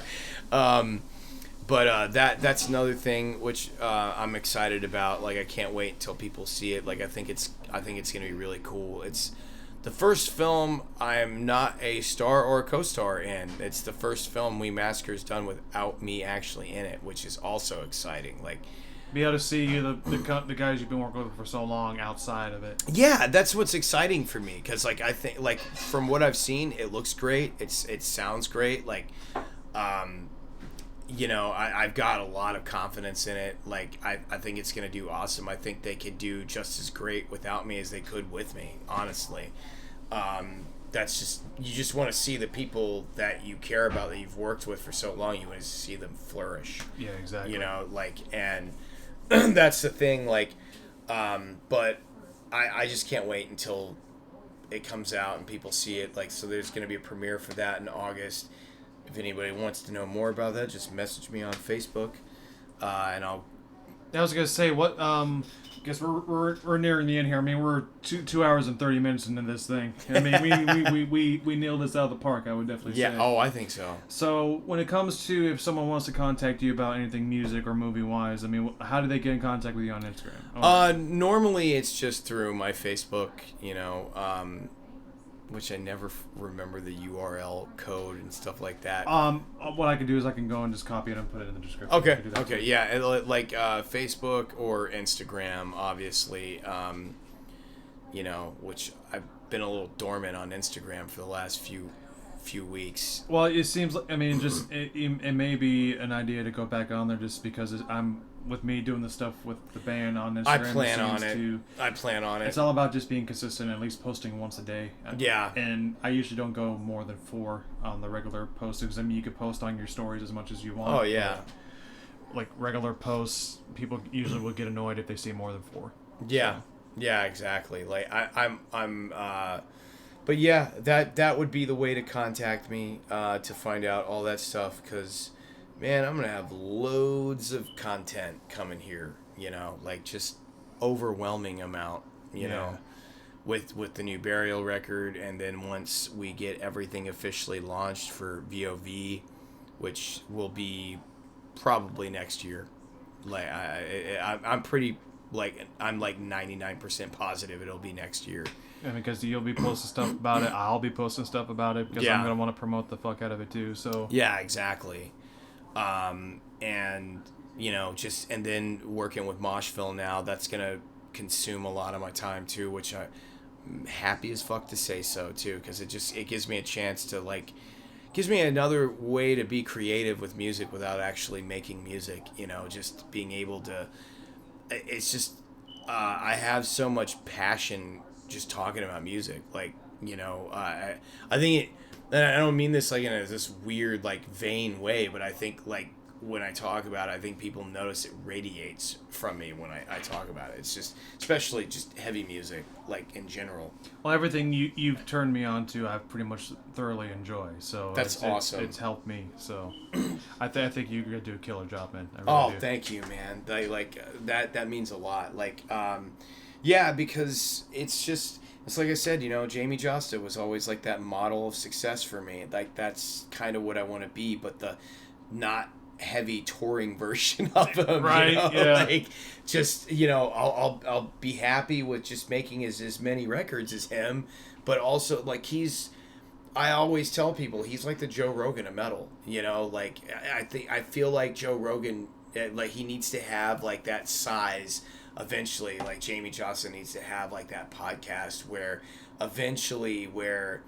he has his own place and he's inviting people over and talking to them. Like, he's kind of doing it. You've seen him do it on some of his later episodes, but it's not exactly the same because the people are not actually in the studio. It's like through the Skype calls, thing or the Zoom calls. And it's like, I want to see him actually have an office that's set up as a studio and he's having people in there like Joe Rogan style, you know, because Josta, I feel like, is out of all the metal podcasters that we have, I feel like he's been the most consistent. Like, because I just love listening to his shows, and I have been a devoted fan of his podcast since 2014. And I love listening to Doc Coyle from God Forbid's podcast too, the X-Men. The X-Men. Yeah, like. And he's had so many good guests. He had Rob on there last year, which I was really excited about. I think that was the one where didn't Rob hint that Chimera was almost ready to start going up again? Yeah. But then COVID happened. Yep. Yeah. So it makes me wonder if COVID is not. Once the COVID is done, does that mean Chimera? Please. Yeah. Please? Does that mean we would have got a new Chimera record? You know, and possibly a tour. God, dude, that would to open for them. Oh, dude. Fucking sign me up, man. Like, just imagine if we were able to get get both Burial and Delphic to open at the Orpheum, or hell, go over to the House of Blues. I'll even take the Elite. Yeah, or the Elite, yeah. Or at the House of Blues. Yeah. Dude, that would be fucking sick. Oh my god, dude. Like, I would have to like ask Rob to come up there and play Display of the Faceless with us, you know. Yeah, because that's his solo, right? Yeah, like, I was just listening to it today, and I'm like, I can't fucking believe that is on a record that I'm on, you know? Like, it's just so crazy. Like, it's still to this day, it's hard for me to process that, you know? It's just so cool that you guys were able to get, not only have him mix and master the first record, but then also have him put a solo on there. And it just blows my mind because just the amount of belief that he had in us, and like and he still does, you know. And then on top of it, just him being like, when he just heard demos of Vile and the Betrayed, and he's like, I really like what you guys are doing. You want to do business? You know, I'll never forget Mike blowing up my phone that day, and I was trying to sleep in. And I'm like, fuck, man, what is so earth-shattering? You know, then you open up your phone and go. And like, what happened was, like, I tried to answer the last call, and I just missed it. And then literally 30 seconds later, I get a text message. Dude, I'm talking to Rob right now. And the skeptic in me is like, okay, yeah, so what? We added him on Facebook. What does that mean? You know, like, and he was like, dude, Rob wants to work with us. And I'm like, no fucking way.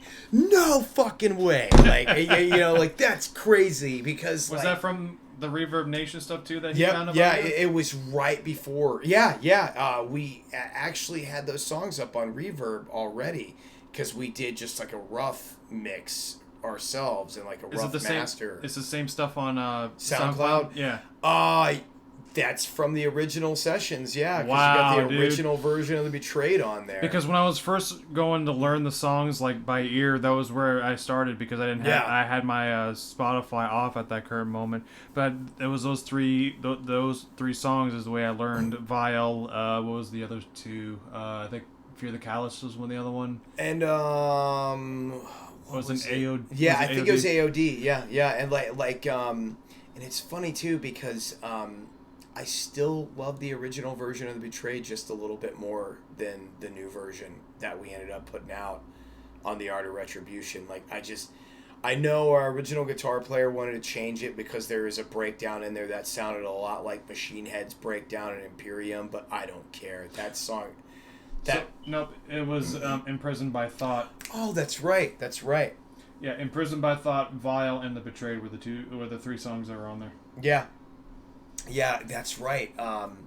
Because in that version of The Betrayed, though, I always thought it'd be cool if, like, once we do a show again, to play the older version of The Betrayed, because, like, man, that breakdown in it is so killer, and it's just such a... I love that fucking song. Like, that's like... It kind of makes you think of, like, when you think about all your favorite bands and you hear the original versions of the song before the ones that went on the album, and you sometimes find yourself liking that original version better than the one that ended up coming out. It makes you question, it's like, what was wrong with this version? Yeah, exactly. It's like, dude, this version's amazing. Like, this is fucking awesome. Like, why? Like, and it kind of makes you, like, not appreciate the one that got on there, because I'm like, yeah, this one's cool, but it's not even nearly as good as... I mean, that's like when Devin makes... Because he like, recently especially, he'll do, like, double records where you'll have the demos of some of the songs that were going to be on there. And I'm like, why didn't you have this as the final CD? Yeah. Like, take Transcendence, for example, the last record that he did with the DTP. I mean, because he did a rework of Victim from Physicist, and just the fact that having a better mixing and all that, updated vocal takes, it's so fucking good, dude. Oh, man, I bet. Like, there's something weird about, like, professional bands like that, where the what they call the demo versions are not as good and up to scratch to the what ends up being the final product. And for people like us, like, what? This is gold. Like, your demo shit even sounds amazing. Mm-hmm. You know, like, and it's like, because, and I get when people say, like, it just sounds like a really good demo because that's Fear Factory's Transgressions album. Like, oh my god, it's basically saying it's really not. That's the most disappointing album in their entire discography. But, you know, like, I get when they say that, but then there's some, it's like, really? You think that's like a glorified good demo? You know, I think that sounds amazing. Like, and it's like, well, it shows how much us newbies know. Well, it's like Heavy has a really heavy thing. The actual first Strapping record. Yeah. He just says it's just like it was just a collaboration of a bunch of demos because he didn't have much faith in Century Media at the time. Yeah. Which of course we later find out they have some balls later on because they are actually a big thing. Yeah. And, like, he just threw them out, but I really like, you know, was some Happy Camper, which is just like him just going on a rant. That's like such a great album. Dude, that and was another song, Critic. I love that song, Critic, because the rep in there is so good. The Rainy Season. Yeah. I mean, that, it's just the, and then because the way it ends when it just has, like, it's and it's just kind of like this little choir thing going, gone way down, and it just has that, like, that marching breakdown. That's so badass. Like, I think the first two strapping records are always gonna be my favorites. Like, that and Alien. Yeah. Well, I pretty much like them all almost equally for their own reasons. The only one really being pretty weak is SYL, the self-titled. Yeah. Just because the fact that even he said, because that was how you were saying that you don't like focusing on two things at the same time. Yeah. But that was kind of what he, like in his podcast, he explains, because he was working on accelerated evolutions in the DTB. Oh, and yeah. he was also working on the SYL. And Accelerated Evolution is amazing. That's like one of my favorite albums of all time. He downplays most of those songs because he thinks that's such a shame, man. Because that opening track on Accelerated Evolution is Random Analysis, amazing. Yeah. Oh my god, dude, it's got such a great big. I'm gonna jam that tonight. No, it's not Random Analysis. That's the first song. That's I think that's the third one. Shit. It's like shit. Depth Charge. Yeah, that's what it is. Depth Charge. Oh my god, dude, it's such a. Finally decide to listen to me. Thank you for the material. Who's behind that door? Who's behind that door? I would scream, but my throat is like fucking dry. Dude, I love that album. I'm like, I don't. God. I like Synkestra too. It's a weird record, but I love it. I don't think I've heard that one. I wanted because I know there's a Devin Townsend project and the Devin Townsend band. Yeah. And I need to delve more into the Devin Townsend project because I loved Accelerated Evolution so much. Like, I think that record is so good. Christian from Fear Factory is a guest on one of on that song Suicide. I think it says he plays bass on there or something. Are you sure about that? Because I don't remember that being. I'm not positive, but I remember hearing that because and it would make sense because around that time Christian was guesting on so much shit because he was a guest on. He did like stand-up bass on the first Soulfly album. He did guest stuff on Snoop Dogg's album in Cypress Hill. You may be actually thinking of him being on the new Black off of Strapping because they had a bunch of guests on there. Oh, Christian was. I want to say is either that or you may be thinking of Deconstruction, which is on the Devin Townsend project, not the Devin Townsend band. Yeah, that's what I mean. Deconstruction. Yeah, the project, not band. I think Christian is on that album. Like, I don't know if it's. I think he plays bass on one of the songs. It's either that or he does one of the guest vocals. He may do the clean outro of Sumeria. Yeah. Because Joe. Yeah, because Christian does backup vocals in Fear Factory. Well, he did. Because Joe from Gojira does the heavy stuff on Sumeria on that song, was the first. Shit. I didn't know that. Yeah, which was the first time I actually heard his vocal style, and I'm like, I want to add this to my repertoire. I love his voice, man. I love Joe's Born voice. for One Thing off the new record. It's just soul crushing, but I love it. Yeah. I love. You know, that's another thing we need to talk about next time too. Is we need to talk about Gojira more because I love Gojira, especially those first 3 records. I'm such a massive fan of. Tomorrow's the Serious. I love that. I mean, I love those. I love how they still kept those weird abstract Neurosis type of melodies in their sounds. Still. Even on this latest record. Yeah, like you just still to this day you hear Neurosis, which blows my mind that Neurosis isn't as big as they should be. They're such a celebrated, revered band, and because it's very complicated, not in like song structure, but just in the concept of it. I mean, it's very dark. It is. It's extremely dark, very abstract band. Yeah, too. I mean, because like you listen to Times of Grace. Yeah. Oh yeah. I mean, because like a lot of the songs, I have to be in just the right mood to be. Same here. I am not one of those people that can just jam Neurosis whenever. Which is the reason why I got more into Mastodon, like especially the earlier stuff, like was it Remission? Yeah, they're like the happier version of Neurosis. I don't know. Remission can be pretty. Yeah, that's true. Yeah, but then again, you know, even they admit we don't know what we were screaming about on the first 2 on Call of Mastodon and Remission, Because I mean, Blood Mountain is always going to be my favorite record. Oh yeah, of course. Circle of Sasquatch. Yeah, I know when I heard Gojira the first time, I'd heard The Heaviest Matter in the Universe. It's so stupid because I wasn't impressed with it at first. Like and then finally it was Mark from Chimera and Tommy Vex when he was in Divine Heresy, and they're like, listen to Gojira. This band is and Randy Blythe from Lamb of God was pushing them really hard around that time too. And this was like in 07. I'm like, all right, fine. Two of my favorite singers from two of my favorite bands are really putting this band over. Let me give it a shot. And I heard Backbone.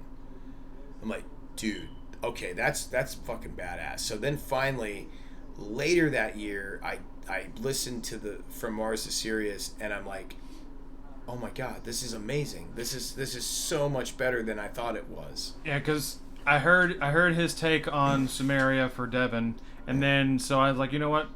Because I would always see them on the suggested stuff when I listened to the Mastodon stuff, because like their tone is kind of similar on To Mars to Sirius and Leviathan. Yeah.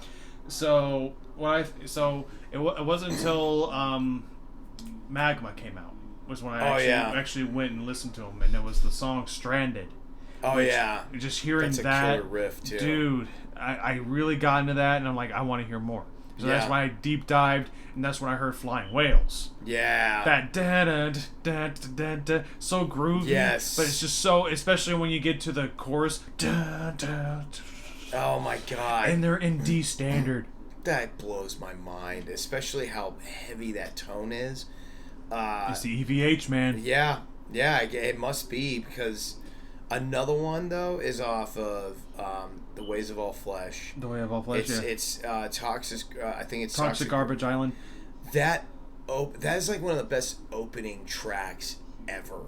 Like, oh no, it's not an opening track. I think it's the second track on the album, isn't it? Yeah, it's the second track because Ouroboros is the first one. Where they're doing all the tapping stuff. That's right. But to me, my favorite record. But they open with it live, and it sounds amazing. Yeah. Because they that clean part. Yeah. But to me, my favorite record from them has got to be Les Sauvons Sauvages. I love that record. That and The Ways of All Flesh kind of battle each other sometimes. For me, it's that and To Mars to Sirius, because the deep cut song To Sirius. Yeah. That is like my favorite song. Yeah,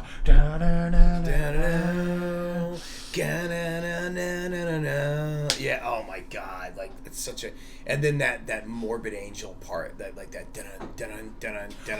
and that little fill part. Yeah. And then it just comes and smacks you with that part. Dude. Oh my god. I love that album so much. They're such a fucking great band. Such a great band. I think we had a killer podcast. Yeah. I said let's cut it here. I mean, because we're about to hit 3 hours and it's 12:49. Yeah. So I gotta do my stretches. Yeah, and so we're gonna cut it off here, guys. Appreciate you guys listening, and stay tuned for the next episode, whenever that will be. Stay tuned for that, and we'll catch you later. Peace. Later.